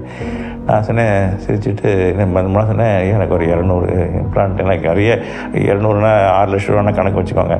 இது இவ்வளோ கேட்டேன்னா வெளில ஓட்டி கழுத்து ஓடி தள்ளிட்டு வரேன்ட்டு 200 இம்ப்ளான்ட் கொடுக்கணும் நீங்கள் அப்படின்னு நான் சிரிச்சிட்டு சரி ரொம்ப கேட்ட போட்டிருக்கேன் நான். இல்லை 200 இல்லை, உங்களுக்கு 2000 வேணும். எனக்கு அப்படியே ஷாக்கு. உங்களுக்கு ஐடியாலாம் பேசிகிட்டு இருக்கீங்க, கிட்டத்தட்ட 2000 இம்ப்ளான்ட் வேர்டு இருக்கு ஒரு வருஷத்துக்கு உங்களுக்கு. நான் இப்போ என்ன செய்கிறேன், நான் உங்களுக்கு முதல்ல 2000 இம்ப்ளான்ட்டுக்கு ஃபண்ட்ஸை கொடுத்துட்றேன், அதுக்கப்புறம் தீர நீங்கள் வாங்கிக்கோங்க அப்படின்னாரு. ஒரு 30 பிள்ளைங்க இம்ப்ளான்ட் பண்ணதுக்கப்புறம் எனக்கு ஒன்று தோணுச்சு, ஐயாட்ட போய் காமிக்கணும் அந்த பிள்ளைங்கள, காது கேட்குற பிள்ளைங்க. ஸோ நாங்கள் ஒரு 30 பிள்ளைங்க, அவங்க பெற்றோர்கள், தாத்தா பாட்டிகள் எல்லாம் ஒரு கும்பம் திரும்பி நம்ம ஊரில் அப்படி. ஸோ எல்லோரும் போய் இறங்கணும் கோபாலபுரத்தில். அப்போ என்னாச்சு, திடீர்னு ஒரு சின்ன பெண் குழந்தை ஒரு 2.5 வயசு இருக்கும், நல்லா அழகாக அவங்க அம்மா பட்டு பாவாடை அது இது ஜிமிக்கி எல்லாம் போட்டுட்டு அது என்ன வச்சு கிடுகிடுன்னு ஓடி போய் அவர் மடியில் உட்காந்துருச்சு. போய் அலறி அடிச்சுட்டு போய் தூக்குறதுக்கு அவங்க அப்பா எல்லாம் போனாங்க, எல்லாம் போங்கன்ட்டார். அது நல்லா மடியில் உட்காந்துட்டு தாத்தா உடனே அவர் என்னம்மா ஆனார். உடனே அது கண்ணாடி, அவரோட கண்ணாடி இருக்குல்ல, அது கண்ணாடியை பிடிச்சி இழுத்துச்சு. அவர் மடியில் அந்த குழந்தை இருக்குது, அவர் உட்காந்துருக்காரு. தாரையாக கண்ணில் தண்ணி வருது அவருக்கு, முத்தா. அவ்வளவு அவருக்கு நெகிழ்ந்துட்டார் அந்த பிள்ளைங்களை பார்த்து. ஏன்னா அதுங்க பேசுதுங்க, கொஞ்சம் அது மழையில். அதனால் மட்டும் என்ன சொன்னார், நான் எத்தனையோ திட்டங்கள் செஞ்சுருக்கேன், ஆனால் எனக்கு எல்லாத்தையும் விட என்னுடைய மனதை நெகிழ்ந்த திட்டம் இதுதான் அப்படின்னாரு. ஸோ இந்த காக்லியர் இம்ப்ளான்ட் ஸ்கீம் தமிழ்நாடு தான் இந்தியாவுக்கே முன்னோடியாக இருந்தது. நோய் வர்றதுக்கு முன்னாடி தடுக்கிறது தான் மெயின் ஆப்ஜெக்டிவ். அதற்கு ஆரம்ப சுகாதார கட்டமைப்பு மிக சிறப்பாக இருந்தால் தான் செய்ய முடியும். அதை கிட்டத்தட்ட 30-40 வருடமாக கலைஞர் ஆட்சியிலேருந்து ஆரம்பித்து இன்றைய வரைக்கும் ஆரம்ப சுகாதார நிலையத்தினுடைய கட்டமைப்பு மிக மிக சிறப்பாக செயல்படுது. கிராமமாக இன்றைக்கும் நீங்கள் பார்க்கலாம், பல்ஸ் போலியோ தர்றது, தடுப்பூசிகள் தர்றது, கர்ப்பிணி தாய்மார்களை ஃபாலோ பண்ணுறது, சேஃப் டெலிவரி பண்ணுறது, குழந்தைகளை சேஃபாக பார்க்குறது. இதை நாம் ஒரு 30-40 வருடமாக பார்த்ததோடு தான் இன்றைக்கு இந்தியாவிலேயே 1-2 மாநிலமாக நம்ம இருக்கோம். இன்ஃபன்ட் மார்டாலிட்டி ரேட்டில், மெட்டர்னல் மார்டாலிட்டி ரேட்டில், அண்டர் 5 டெத் ரேட்டில். நீங்கள் சுகாதாரத்தில் எந்த குறியீடு எடுத்தாலும் தமிழ்நாடு 1 இருக்கும், இல்லை 2 இருக்கும், கேரளா கட்டதாக இருக்கும். அதை தவிர கீழே போனதே இல்லை. இது இன்றைய நேற்றையே வரல. இது 40 வருடமாக இந்த அரசாங்கம் பொது சுகாதாரத்திலையும் மக்கள் நலனையும் காட்டின நிஜமான அக்கறையினுடைய பிரதிபலிப்பு தான் இது.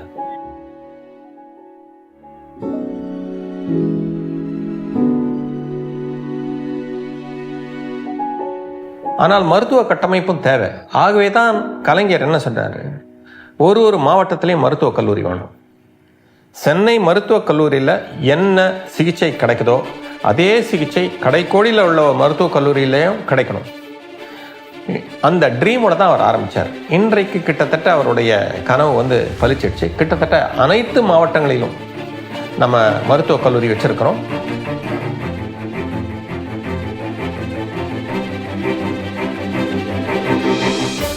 முதல் முறையாக இந்தியாவில் டாக்டர்ஸ் மேலே வயலன்ஸ், டாக்டர்ஸுக்கு இப்போ ஹாஸ்பிட்டலில் உடைக்கிறது, இது பண்ணுறது, ஒரு பேஷண்ட் சரிப்பட்டாங்கன்னா அந்த கோபத்தை டாக்டர் மேலே காமிக்கிறது, இந்த மாதிரி வயலன்ஸை தடுத்து நிறுத்துறதுக்காக வேண்டி உள்ள ஆர்டினன்ஸ் இது முதல் முறையாக இது ஒரு கிரிமினல் அஃபென்ஸ் அப்படிங்கிற ஒரு ஆர்டினன்ஸ் தமிழ்நாட்டில் தான் வந்தது. அது அவர் பீரியடில் தான் வந்தது. நான் உலக சுகாதார மையத்தில் சீஃப் சயின்டிஸ்டாக இருந்ததுனால அங்கே நிறையா எக்ஸ்பர்ட்ஸோட டீல் பண்ணியிருக்கேன், பேசியிருக்கேன், இன்டர்நேஷ்னல் எக்ஸ்பர்ட்ஸ். அதில் எனக்கு என்ன தெரிய வந்ததுன்னா, யூனிவர்சல் ஹெல்த் கவரேஜ் அப்படின்னு WHO ஒரு சீஃப் ப்ரோக்ராம், அது எல்லாருக்கும் குவாலிட்டி ஹெல்த் கேர் கிடைக்கணும் அப்படிங்கிறது. அதில் பார்த்தோம்னா தமிழ்நாடு ஒரு ஸ்டேட்டாக இருந்தால் கூட மற்ற தேசத்தோட நிறைய அட்வான்ஸ்ட் ஹெல்த் கேர் சிஸ்டமில் இருக்குது. அது இப்போ இல்லை, ஒரு 30-40 வருஷமாகவே புதுசாக இங்கே ஸ்கீம் ஆரம்பிச்சதுனால அதை நிறையா கலைஞர் டைமில் ஆரம்பித்த ஸ்கீம்ஸ். அதனால் ஓரளவுக்கு இப்போ தமிழ்நாடோட ஹெல்த்தும் நியூட்ரிஷன் ஸ்டேட்டஸும் மற்ற தேசங்கள் ஸ்டடி பண்ணுறாங்க. இங்கே இந்த ஹெல்த் சிஸ்டமை எப்படி இவ்வளவு ஸ்ட்ராங்காக கொண்டு வந்திருக்காங்க.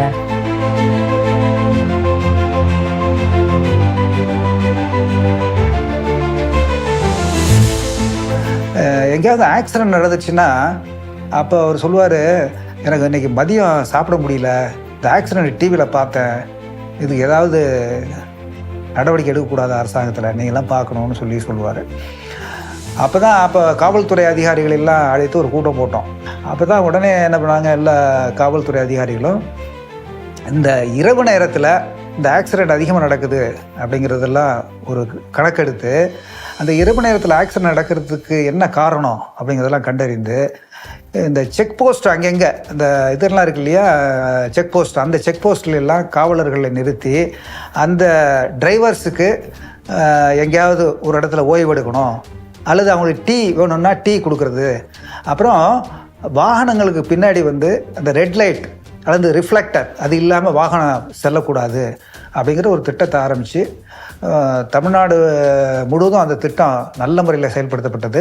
As you know, 1991 இந்த லிபரலைசேஷன் வந்ததுங்க இந்தியாவில்.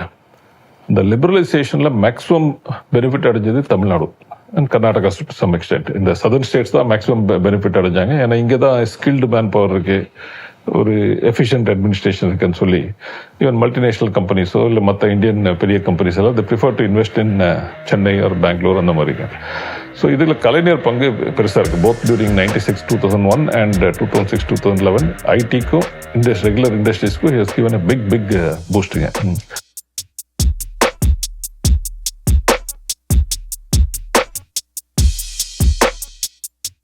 தொழில்துறையை பொறுத்த வரைக்கும் அப்படின்னு கேட்டிங்கனாக்கா, இந்த அரசு தான் எல்லாத்தையும் செய்யும், நாங்கள் வேறு யாரையும் செய்ய விட மாட்டோம் அப்படிங்கிற வேலைலாம் வச்சுக்கிறதுலாம் இல்லை.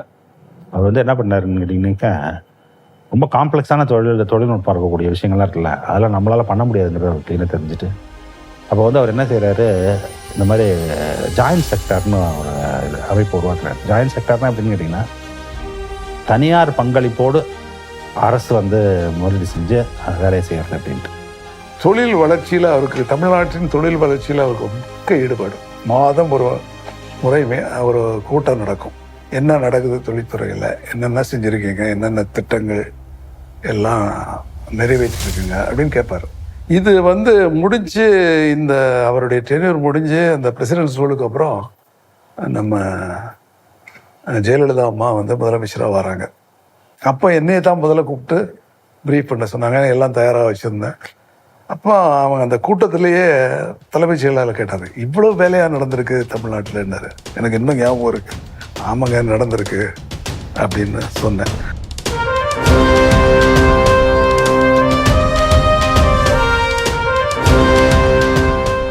கம்ப்யூட்டர் மயமாக போகுது அப்படிங்கிறது அவருக்கு கிளியராக தெரியுது. எப்படி தெரியுதுன்னா, எல்லாரும் சொல்கிறாங்க, ஆனால் அரசியல் தலைமையில் இருக்கவங்களுக்கு அதை பற்றி ஒரு அந்த இம்பாக்ட் என்ன மாதிரி அது இதாகும், பிளான் அவுட் ஆகுங்கிறது அவருக்கு யோசிச்சு பார்த்துருக்காரு.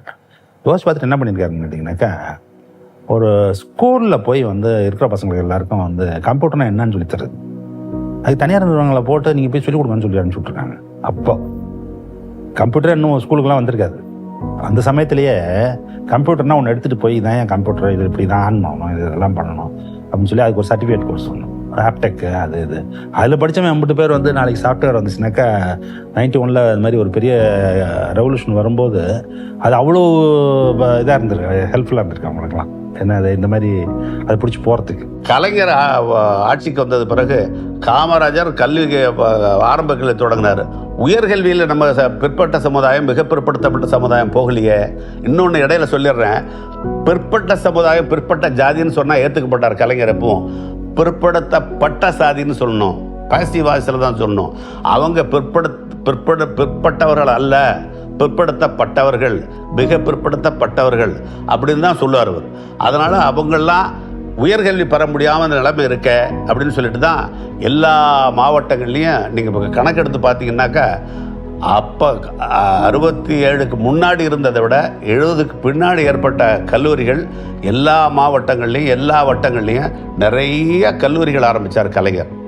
அப்புறம் இன்னொரு கட்டத்தில் அவர் முதலமைச்சர் ஆனதுக்கு பிறகு மாவட்டந்தோறும் மருத்துவக் கல்லூரி நிறைய டாக்டர்கள் நம்ம பையங்க பிற்படுத்தப்பட்ட சமுதாயத்தை சேர்ந்தவர்கள், மிக பிற்படுத்தப்பட்ட சமுதாயத்தை சேர்ந்தவர்கள், ஆதரவான சமுதாயத்தை சேர்ந்தவர்கள்லாம் டாக்டர்களாக வர வேண்டும். டாக்டர்களுக்கு சமுதாயத்தில் ஒரு உயர்ந்த அந்தஸ்து இருக்குது, அந்த அந்தஸ்தை நம்ம பிள்ளைங்கள்லாம் பெறணும்னு சொல்லிட்டு அவர் நிறைய மாவட்டந்தோறும் மருத்துவக் கல்லூரியும் திறந்தார்.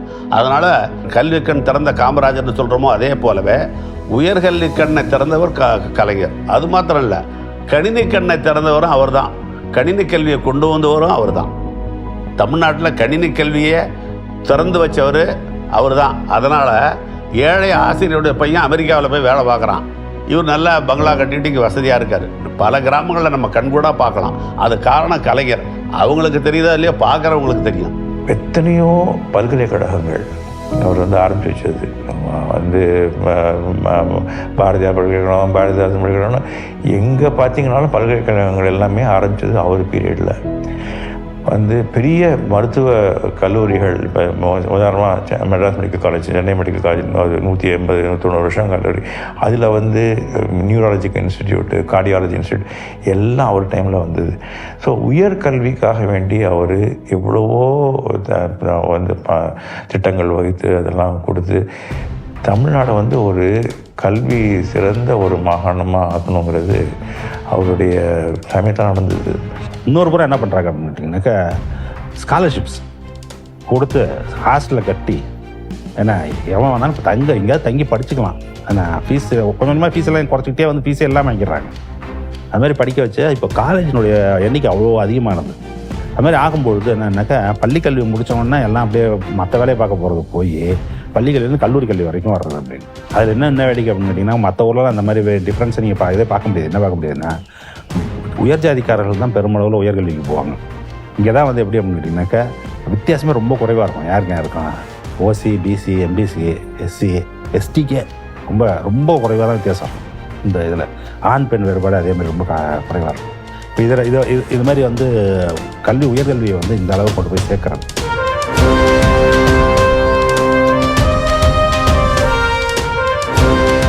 பெரியார் நினைவு சமத்துவபுரம் திட்டம், அந்த திட்டத்தை பற்றி அமைச்சரவையில் ஒரு தீர்மானம் நிறைவேற்றதற்காக வேண்டி தந்தை பெரியாருடைய நெஞ்சில் பதிந்திருந்த முல்லை அகற்றிடும் வகையில்னு ஆரம்பித்து ஒரு தீர்மானத்தை எழுதினார். நாடு பூரா சமத்துவ உறவுகள் ஒரு 100 சமத்துவ உறவங்களாக ஏற்படுத்தணும். எதுக்காக அப்படின்னா, சமத்துவமாக மக்கள் இருக்கணும், ஜாதி பேதத்தை மறந்து இருக்கணும், விட்டு இருக்கணும், எல்லாரும் சமதர்ம சமுதாயமாக இருக்கணும். அதுக்கு ஒரு முன்னோடியாக அந்த ஒரு காட்சி பொருளாக அதாவது அது அந்த சமத்துவம் அமையணும்னு சொல்லிட்டு அவர் கற்பனை பண்ணி ஒவ்வொரு சமத்துவத்தும் 100 வீடுகள் இருக்கணும்.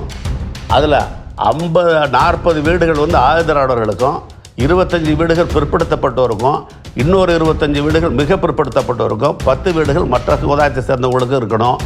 ஒரு ஆயுதராடர் வீட்டு 2 பக்கமும், வலது பக்கமும் இடது பக்கம் மற்ற சமுதாயத்தினர் குடியிருக்கும் வகையில் இருக்கணும்னு சொல்லிட்டு சமத்துவ உறவுகளை ஏற்படுத்தினார். அது மாதிரி 240 சமத்துவ உறவுகளை இது வரைக்கும் ஏற்படுத்தினார் அவர் 2011 ஆட்சியில் இருக்கிற வரைக்கும். அந்த சமத்துவ உறவுகளில் இவங்கெல்லாம் எல்லாரும் ஒற்றுமையாக தங்களுடைய சாதியை மறந்து, தங்களுடைய பின்னணியை மறந்து, சமயத்தை மறந்து எல்லாரும் சமதர்ம நோக்கத்தோடு இருந்து வாழ்ந்த பகுதி தான் அந்த பெரியார் நினைவு சமத்துவபுரம். பெரியார் உயிரோடு இருந்திருந்தாருன்னா அங்கே தான் போய் குடியிருந்திருப்பார், இங்கே சென்னையை விட்டு அங்கே போய் இருந்திருப்பார்.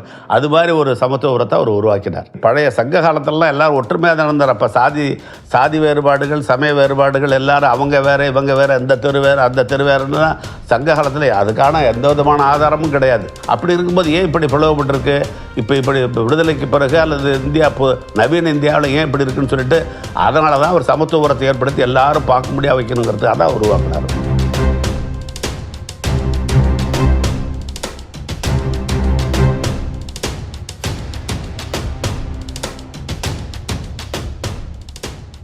டைடல் பார்க் ஒரு பக்கம், சமத்துவபுரம் பக்கம் ஒரு பக்கம். வெறும் டைட்டில் பார்க் இருந்தால் போகாது, சமத்துவபுரம் இருந்தாலும் போகாது. டெக்னாலஜி, மாடர்ன் டெக்னாலஜி, அந்த நவீனமாக்கக்கூடிய தொழில்கள், துறைகள், அதோடு இதை சேர்க்க வேண்டும் என்ற அந்த ஒரு அந்த இமேஜினேஷன் அண்ட் அண்டர்ஸ்டாண்டிங் ரொம்ப முக்கியமான ஒரு இது. அது ரெண்டும் இணைத்து செயல்பட்டார். அது வந்து ஒரு பெரிய கான்ட்ரிபியூஷன் தான் நினைக்கிறேன். ஒரு குறிப்பிட்ட ஸ்கீம் என்னென்னா மகளிர் சுயது குழு திட்டம். அதுக்கு ஃபஸ்ட்டு வந்தது 1989. அது நிறைய பேருக்கு தெரியாது. கலைஞர் பீரியடில் தான் ஃபஸ்ட்டு வந்தது.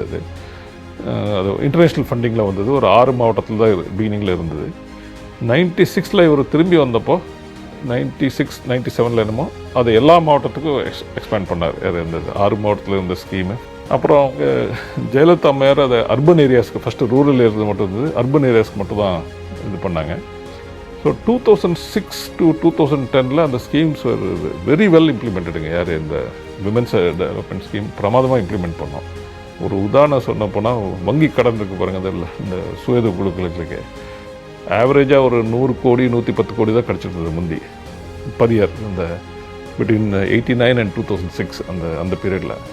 2006 to 2011 அந்த பீரியடில் அந்த 110 கோடி became 1600 crores, almost 15 times increase. அது கலைஞர் பீரியடில், அந்த செகண்ட் பீரியடில் நல்லா பிரமாதமாக பண்ணார். 2010 டிசம்பரில் வேர்ல்ட் பேங்க் ஒரு லெட்டர் எழுதுகிறாங்க. அந்த லெட்டரில் என்ன சொல்கிறாங்கன்னா, நாங்கள் உலகத்தில் நிறைய ப்ராஜெக்ட்ஸ் ஃபண்ட் பண்ணுறோம். வருஷமும் அந்த ப்ராஜெக்ட்ஸில் எது நல்ல ப்ராஜெக்ட், பெஸ்ட் ப்ராஜெக்ட் எதுன்னு நாங்கள் ஆராய்ச்சி பண்ணுறோம். இந்த வருஷம் 2010 எங்கள் கணிப்புப்படி இந்த வாழ்ந்து காட்டுவோம் ப்ராஜெக்ட், மகளிர் சுயதொழில் project implemented by government of Tamil Nadu is the best, not only in India, across the world, not only in rural development, across all sectors அப்படின்னு சொல்லி ஒரு லெட்டர் வந்ததுங்க.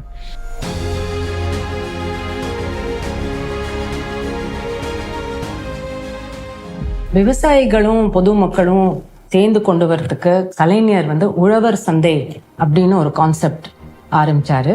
1999 ஃபர்ஸ்ட் மதுரையில் காய்கறி கம்மி விலையில் காய்கறி விற்கிறதுக்காக முதல்ல உழவர் சந்தை ஆரம்பிச்சது. 100வது உழவர் சந்தை 2000 வருஷத்தில் சென்னையில் ஆரம்பிச்சது. அதில் நிறைய பெனிஃபிட் ஃபார்மர்ஸுக்கு, கன்சியூமர்ஸ்க்கு 2 பேருக்கும் பெனிஃபிட். ஏன்னா ஃபார்மர்ஸ் டைரெக்டாக வந்து உழவர் சந்தையில் அவங்களோட காய்கறிகளோ மற்ற அவங்க என்ன கொண்டு வராங்களோ அவங்க ஃபீல்ட்லேருந்து வந்து விற்கலாம். மிடில் மேன் கட் பண்ணிவிட்டு டைரெக்டாக அவங்களுக்கு வந்து ப்ராஃபிட், வாங்குறவங்க நேராக நம்ம விவசாயிகள்கிட்டேருந்து வாங்கி. ஸோ அந்த உழவர் சந்தை கான்செப்டே அவர் கொண்டு வந்தது. 2006 இவர் ஆட்சிக்கு வந்தோன்னே நம்ம present CM mister Stalin became the minister for RDLA, rural development and local administration. ஒரு அனைத்து கிராம அண்ணாமலர்ச்சி திட்டம், AGAMT அப்படின்னு சொல்லி ஒரு ஸ்கீம், அனைத்து கிராம அண்ணாமலர்ச்சி திட்டம். அது என்னன்னு சொல்கிறாங்க, 12,500 கிட்ட வில்லேஜ் பஞ்சாயத்து தமிழ்நாட்டில் இருக்காங்க. பெரிய நம்பர் 12,500 வில்லேஜ் பஞ்சாயத்து. ஒரு வருஷத்தில் 2000 எல்லாம் மொத்தமாக பண்ணுறது கஷ்டம். So 2500 villages every year. First இயரில் 2500, செகண்ட் இயர் 2500, தேர்ட் இயர் அப்படி 5 இயர்ஸாக ஸ்ப்ரெட் அவுட் பண்ணோம். அண்டு ஒரிஜினலாக சிலதில் பண்ணோம். ஒரு வில்லேஜ்லேயும் ஒரு பாண்ட், டேங்க், இல்லாட்டி ஊரணி, ஏரி, குளம், ஊரணி அந்த மாதிரி ஒன்று எடுத்து அதை இது பண்ணோம், சரி பண்ணோம். அப்புறம் ஒரு வில்லேஜ் லைப்ரரி ஒன்று கட்டுவோம் ஒரு வில்லேஜ்லுமே. ஒரு ரூரல் ஸ்போர்ட்ஸ் சென்டர் ஒன்று கட்டுவோம் ஒரு வில்லேஜ்லுமே. தென் ஒரு பரியல் கிரவுண்ட் நம்ம கிரிமேஷன் ஷெட்டு போடுவோம். அப்புறம் drinking water, street lights, inland fishing, இந்த மாதிரி பல இதெல்லாம் அந்த காம்பனன்ஸ் அதில் இருந்தது. 5 இயர்ஸ் சக்ஸஸ்ஃபுல்லாக பண்ணோம். பை 2011 மார்ச்லங்க Tamil Nadu was the only state in the country which had a library in every village panchayat. இந்த 12,500 வில்லேஜ் பஞ்சாயத்துலேயும் ஒரு வில்லேஜ் லைப்ரரி இருக்குது. 12,500 வில்லேஜ் பஞ்சாயத்துலேயும் ஒரு ஸ்போர்ட்ஸ் சென்டர் இருக்குது, ரூரல் ஸ்போர்ட்ஸ் சென்டர் இருக்குது. 12,500 வில்லேஜ் பஞ்சாயத்துலேயும் cremation shed and burial ground இருக்குது. அது தமிழ்நாட்டில் மட்டும் தான் இருக்குது. இன்னும் நிறைய ஸ்டேட்டில் இன்னும் இல்லை. பட் நம்ம 2011 இதை அச்சீவ் பண்ணோம் இந்த இதை.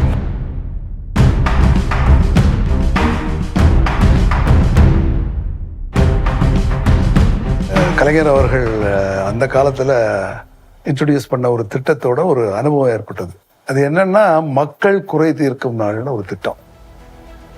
அதில் அதிகாரிகள் அவ்வளோ பேரும் அவங்க அலுவலகத்தில் கட்டாயமாக ஒவ்வொரு திங்கட்கிழமையும் இருக்கணும். எங்கேயும் போகக்கூடாது. கேம்ப் போகிறேன், மீட்டிங் போகிறேன், மீட்டிங்கும் கிடையாது, ஒன்றும் இருக்கக்கூடாது. காலையில் 10 மணியிலேருந்து எவ்வளோ நேரம் வேணுமோ அவங்கள்ட்ட மக்கள் குறைகளை கேட்டு அதை நிறைவேற்றணும்னு ஒரு ஆணை, அரசு ஆணை. ஒரே கூட்டம். முதல் நாள் அப்படியே எனக்கு ஞாபகம் இருக்குது. என்னால் அவங்களுக்கு பதில் சொல்லவே முடியல. 1000க்கு மேலே ஆளுங்கள் வந்து எனக்கு அந்த பிரச்சனை இந்த பிரச்சனை சொல்லுவாங்க. ஆனால் சொல்ல வேண்டிய கடமை எனக்கு இருக்குது. இப்படி பார்க்கும்போது பல பிரச்சனைகளை தீர்க்க முடிஞ்சுது. தமிழ்நாடு சிவில் சப்ளைஸ் கார்பரேஷன் ஆரம்பித்து இந்த நெல்லை இவங்களே ப்ரொக்யூர் பண்ணுவாங்க, குடோன் வச்சுருப்பாங்க, அதை கொண்டு போய் ஸ்டோர் பண்ணுவாங்க. அவங்கள்ட்ட இல்லாத இவங்க என்ன பண்ணாங்க அப்படின்னா அதை டிஸ்ட்ரிபியூட் பண்ணுற சிஸ்டம் அதை உருவாக்கணும் அப்படின்னு சொல்லிட்டு பார்த்தாக்கா கூட்டுறவு வழியாக அந்த கடையை நடத்துவோம் அப்படின்னு சொல்லிட்டு கூட்டுறவு சங்கங்களே நடத்த சொல்லுவோம் அப்படின்னு சொல்லிட்டு அது வழியாக நடத்துகிறாங்க. தமிழ்நாட்டில் வந்து முதல்ல எல்லா குடும்பங்களுக்கும் குடும்ப அட்டை கொடுக்கறது அவர் தான் ஏற்பாடு பண்ணுறாங்க. 1974 சிவில் சப்ளைஸ் ஆரம்பிச்சதை எண்ட் டு எண்ட்னு சொல்கிறோம் இல்லை நீங்கள்லாம் இப்போ எண்ட் டு எண்ட் சொல்யூஷன், அது மாதிரி எண்ட் டு எண்ட் சொல்யூஷன் ஒரு கண்டுபிடிச்சி இருக்குது. அப்போது கொடுத்ததுக்கு பிறகு என்ன செய்யணும்னு கேட்டிங்கனாக்கா அப்போல்லாம் வந்து இந்த அரிசி வந்து கொள்முதல் வேலையில் தான் கொடுப்பாங்க, டிஸ்ட்ரிபியூட் பண்ணுவாங்க. சப்சிடிலாம் கொடுக்குறது பணம் இல்லை அப்போல்லாம். அதனால தான் பார்த்திங்கன்னா அந்த கடைக்கு பேர் நியாய விலை கடைன்னு பேர். அடுத்த பெரிய ஒரு புரட்சி அப்படின்னு பார்த்தோம்னா இதுதான், கிலோ 2 ரூபாய்க்கு அரிசியை கொடுப்போம் அப்படிங்கிற அடுத்த ஸ்டெப்பு, அடுத்த சான்ஸ் வரும்போது. அப்போது அரிசிங்கிறது வந்து ஒரு பெரிய லக்ஸுரியாக இருந்தது போய் அரிசி வந்து என்ன ஆகிடுச்சு அப்படின்னு கேட்டிங்கன்னா ஒரு சாதாரணமாக எல்லோரும் சாப்பிடக்கூடிய ஒரு பொருளாக அதை மாற்றுறது அப்படிங்கிறதுக்குல ஒரு பக்கம் கடையில் ரேஷன் கடையில் கொடுக்குறது ஒன்று, இன்னொன்று பயிர் பண்ணுறது ஒன்று, இது ரெண்டுமே மாறுது.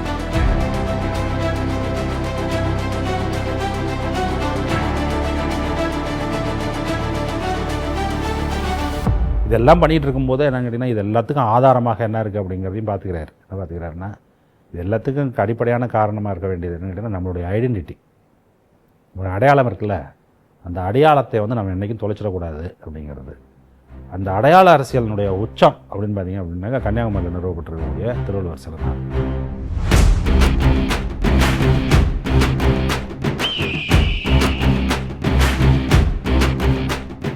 உலக பொதுமறை திருக்குறளை அளித்த திருவள்ளுவருக்கு கன்னியாகுமரியில் ஒரு சிலை அமைக்க வேண்டும் என்பது கலைஞருடைய நீண்ட நாளைய கனவுன்னு நான் நினைக்கிறேன். ஏன்னா அவர் அதை அனௌன்ஸ் பண்ணும் பொழுது திருவள்ளுவருடைய பெருமைகளெல்லாம் எடுத்து சொல்லி அவருக்கு தமிழ்நாட்டினுடைய கடைக்கோடியில் கன்னியாகுமரியில் சிலை அமைத்தால் அது பெருமை வாய்ந்ததாக இருக்கும், தமிழர்களுக்கு செய்த ஒரு பெருமையாக இருக்கும், தமிழுக்கு செய்த ஒரு தொண்டாக இருக்கும்னு அவர் அனௌன்ஸ் பண்ணும்போது சொன்னார்.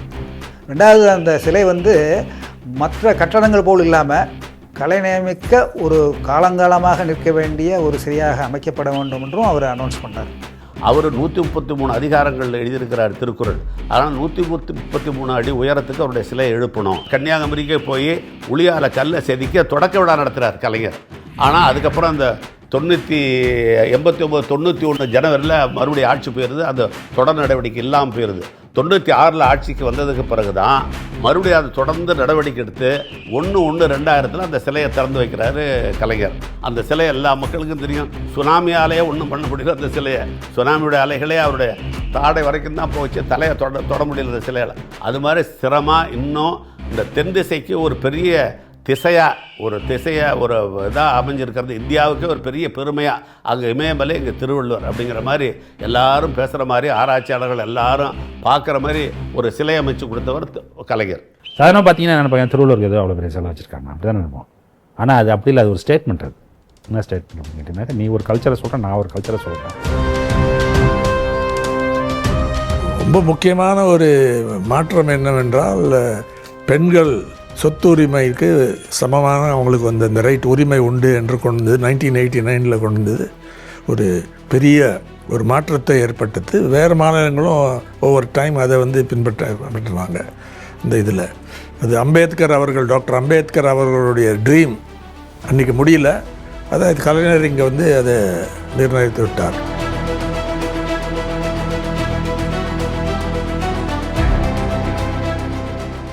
இந்த போக்குவரத்து துறை இருக்குல்ல, போக்குவரத்தை வந்து அவர் தான் வந்து தேசியமயமாக்கப்பட்ட வண்டிகள் இருக்குல்ல, பெரிய அளவில் அவர் தான் அதிகமாக்குறாரு. இன்றைக்கி வந்து இந்தியாவிலே அதிகமாக வண்டி ஓடுறது இருக்குல்ல, ஸ்டேட் ஓன்ற பஸ்ஸஸ், அது வந்து கிட்டத்தட்ட 22,000 பஸ் ஓடுது தமிழ்நாட்டில்.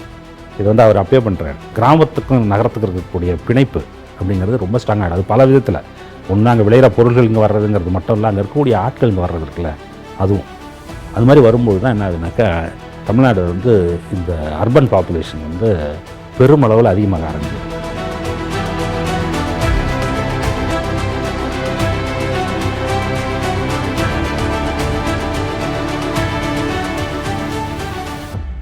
இடஒதுக்கீட்டில் வந்து கம்பார்ட்மெண்டலைசேஷன் கொண்டு வர்றது இருக்குல்ல, அதில் வந்து ப்ராடாக கொடுக்குறாங்க. ப்ராடாக கொடுத்ததுக்கப்புறம் என்ன தெரியுது அப்படின்னாக்கா, எல்லாருக்கும் போய் சேரல அப்படிங்கிறது நல்லா தெரிய போது அது எப்படி நம்ம அங்கே கொண்டு போய் சேர்க்கறது அப்படின்னாக்கா, அது இன்னும் பிரிக்கிறது கருதுறா. அதுமாரி பிரித்து இப்போ பிசி இருக்குது அப்படின்னு சொன்னோம்னாக்கா அதுலேயே எம்பிசின்னு ஒன்று வரும். அப்போது யாரெல்லாம் இதில் வரைக்கும் உள்ளே வர முடியாமல் இருந்ததோ அவனுக்கு தனி வழி வரப்பட்டுனா அவன் கொஞ்சம் வர்றது ஈஸியாக இருக்கும். இப்போ அதே மாதிரி எஸ்சி உள்ள தனி ஒதுக்கீடு, இவங்களுக்கு உள்ஒதுக்கீடு, அருந்ததியர்களுக்கு, அதே மாதிரி இஸ்லாமியர்களுக்கு ஒரு உள்ஒதுக்கீடு, இதெல்லாம் கொடுக்கறது வழியாக தான் என்ன செய்ய முடியுது கேட்டிங்கனாக்கா அவங்கள வந்து இதில் பங்கு பெற வைக்கிறது அப்படிங்கிறது. அதே மாதிரி அதிகார கட்டமைப்பில் வந்து பெண்களுக்கு பங்கு வேணும் அப்படிங்கிறது. பெண்கள் வந்து ஒதுங்கியே போயிடுறாங்க அப்படின்னு சொல்லிட்டு உள்ளாட்சி அமைப்புகள்லாம் வந்து அவர்களுக்கு பெரிய அளவில் அந்த இது கொடுக்குறதுல இடஒதுக்கீடு கொடுத்து அவர்களை வந்து அரசியல்மயப்படுத்துறது அப்படிங்கிறது. அதெல்லாம் வந்து அவர் தொடர்ந்து செய்துக்கிட்டே வரிசையாக ஒரு ஸ்டெப்பாக செஞ்சுட்டு இருக்காரு. அதெல்லாம் அந்த சோஷியல் இன்ஜினியரிங்கில் ஒரு பகுதி. ஒரே வார்த்தையில் நீங்கள் அவர் தலைவர் கலைஞரை வந்து எப்படி வர்ணிப்பீங்க அப்படின்னு கேட்டார்னா, ஒரே வார்த்தை தான், சமூக நீதி. அவருடைய வாழ்க்கையே சமூக நீதிக்காக தான் போராடினார். அவர் கடைசி வரைக்கும் அவருடைய எல்லா எண்ணங்களும் எல்லா செயல்களுமே சமூக நீதி ஒன்று தான் அவருக்கு முக்கியம். எல்லாரும் சமூகத்தில் ஒரே அளவு அவங்களுக்கு வாய்ப்புகள் இருக்கணும். அதில் வந்து அவங்க பிறவினாலேயோ இல்லை அவங்களுடைய ஜாதி மத வேறுபாடுகளாலேயோ எந்த விதமான ஒரு மாறுபாடும் இருக்கக்கூடாது. இந்த சமூக நீதி கோட்பாட்டில் ஒரு குறிப்பிட்ட ஜாதியை பற்றி பேசல மட்டும் இருவிகுதி போட்டு பேசுவோம்.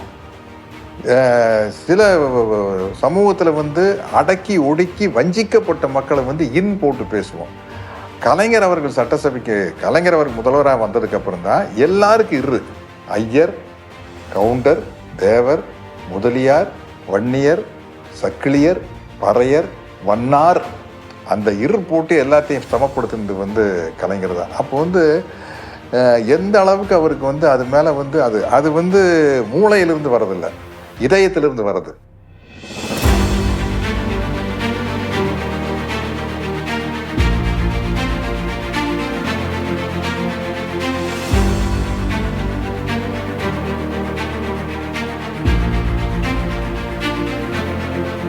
நொண்டி, குருடு, முடம், கூணு, பொட்டை, இன்னும் என்னென்னமோ வார்த்தைகள் இதுதான் இருந்தது. இதுன்னா அவங்களா அப்படின்னு கேட்குற அளவில் தான் சமூகமும் ஆயத்தமாக இருந்தது. அந்த பாதிக்கப்பட்டவர்களும் நாங்கள் இதை எதிர்நோக்கி தான் இருந்தோம். ஆனால் நம் முதல்வர், நமது முத்தமிழ் அறிஞர் வந்து அந்த திருநங்கைங்கிற வார்த்தை வந்து மறுசிந்தனை இல்லாமல் அரசு இதழ்களில் இனிமேல் திருநங்கை என்ற வார்த்தை தான் இடம்பெற வேண்டும், இனிமேல் இவர்களை இதுவரை அழித்து வந்த அந்த கேலி விழிப்பு சொற்களால் அழைக்கக்கூடாது. இது மாத்திரம் இல்லை, அதோட அந்த வீச்சுன்னு சொல்லுவேன்ல, அந்த வீச்சு மற்ற உடல் ஊனமுற்றோர் அப்படின்னு சொல்லி கொண்டிருந்தேன்னா ஆங்கிலத்தில் கூட அப்படி தான் இருக்குது. மாற்றுத்திறனாளிகள்ங்கிற வார்த்தை கற்பனை செய்து பாருங்க, யாருமே வைக்க முடியலை. மாற்றுத்திறனாளிகள்ங்கிற ஒரு வார்த்தையும் சரி, திருநங்கைங்கிற வார்த்தையெல்லாம் ஒரு இனத்திற்கே ஓரிரவில், ஒரு நாளில், ஒரு அரசியல் மாற்றத்தில், ஒரு அரசின் நிலைப்பாட்டில் வந்து காலத்திற்கு மாற்ற முடியாத ஒரு இடத்தை கொடுத்துருக்கு.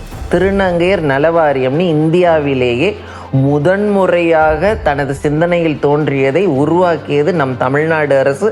முத்தமிழறிஞர் டாக்டர் கலைஞர் ஆட்சி செய்த பொழுது உருவாக்கப்பட்ட நலவாரியம்.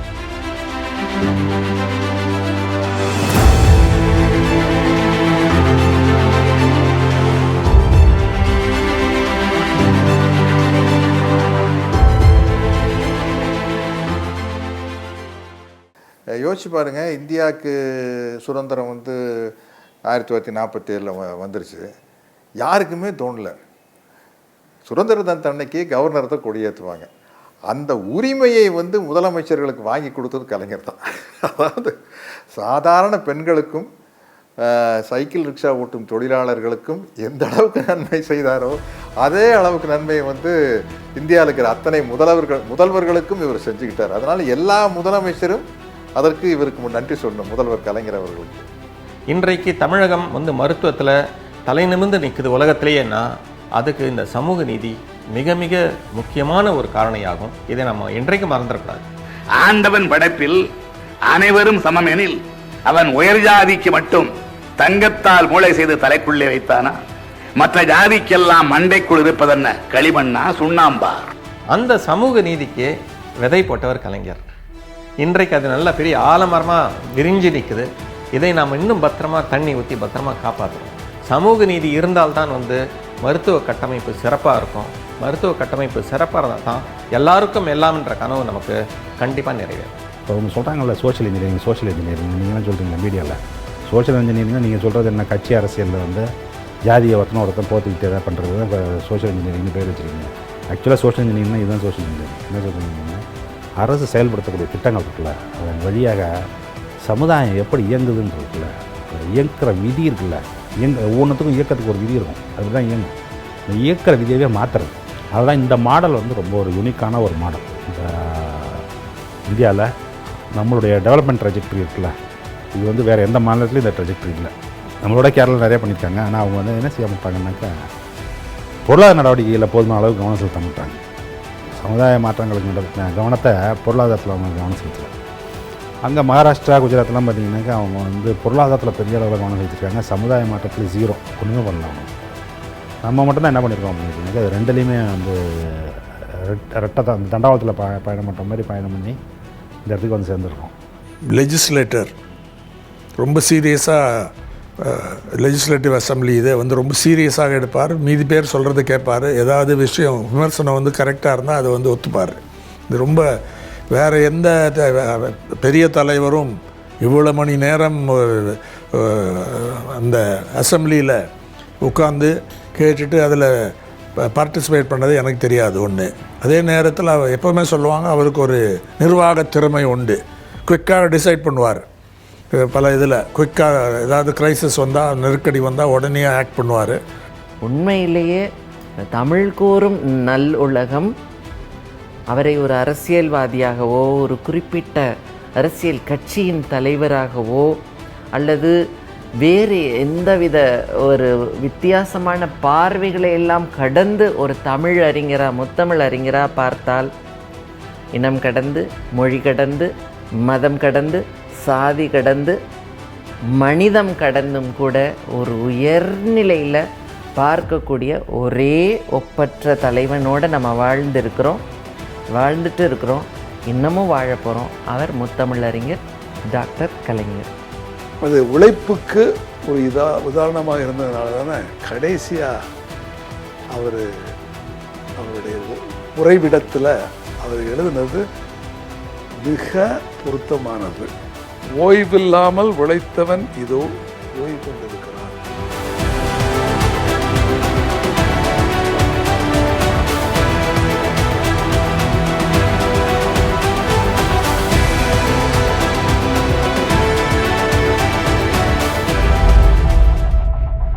கலைஞர் என்பவர் ஒரு சிந்தனை புரட்சியாளர், சமூக மாற்றத்துக்கு வித்திட்டவர். நலிந்த பிரிவினரையும் தன்னுடைய சொந்தங்களாக பாவித்து அனைத்து திட்ட பயணங்களும் அவர்களுக்கு சென்றடைய வேண்டும் என்று எண்ணம் கொண்டவர். சிறப்பான நிர்வாகி. உழைப்புக்கு ஒரு இலக்கணம், நட்பு, பிரமிப்பு. கள்ளக்கூடி கொண்ட கருணாநிதி வாழ்கவே. என் உயிரினும் மேலான அன்பு உடன்பிறப்புகளே, பெரிதான கவியாற்றல், புகழான நடையாற்றல் நிறைந்திட்ட